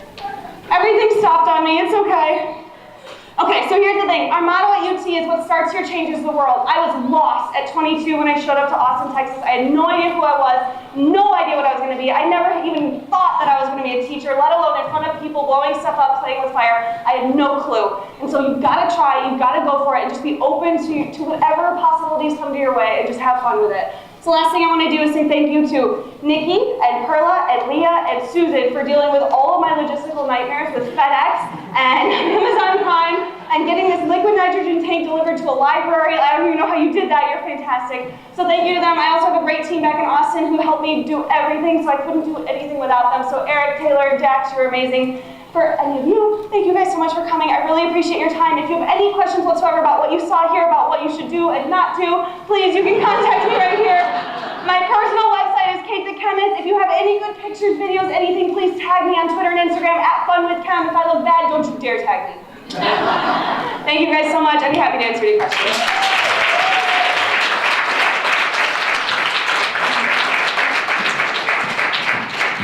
Do any of you have any questions? Wow, this is loud. For Dr. B? Any of the students? Questions? I gotta get away from her. Why never got to take the marshmallows? Oh, sorry. Do you post any of your recipes for us to try? Always. I'm not proprietary about anything. So if you want a certain demo, just let me know. I'll send you my protocol, and then you can follow up. Say I don't understand this, I will answer to you. This is for the love of science and for every student everywhere. I do not care. I will share every recipe I've ever had with you. Yeah. Wonderful. Great question. It's still going. I know. Any other questions? We'll blame Amazon. They gave me active peroxide, right? Yes, sir. How do you neutralize the color of food coloring? Yeah, lots of water. And I'm going to wait for you all to leave, and I'm just going to put a hose on it, and we'll make it work. Thank you. I'll deal with that, I promise. I always do. I don't do that usually, but I always clean up, that's what I'm saying. Question? Yeah, I was just curious, why is the foam thing turning a dark color? Why is it turning, the paper here? Oh, no, I mean I think it's called elephant's toothpaste. Yeah, elephant's tooth. Just why is it turning the dark color? Yeah. Well, basically, I put food coloring in there, and so the food coloring is dissolved within the dish soap, kind of. It's basically in the pockets of the dish soap molecule holes, if that makes sense. And so what's happening is that oxygen gas is evolving. The dish soap is going with it, and so because the dish soap has the color in it, it's able to leave. But if I were to dye this one, you wouldn't see colored gas come out of the top because oxygen gas is not colored. Does that make sense? Yeah, good question. What happened to the blue color in the dish soap? Oh, good question. It's all over here.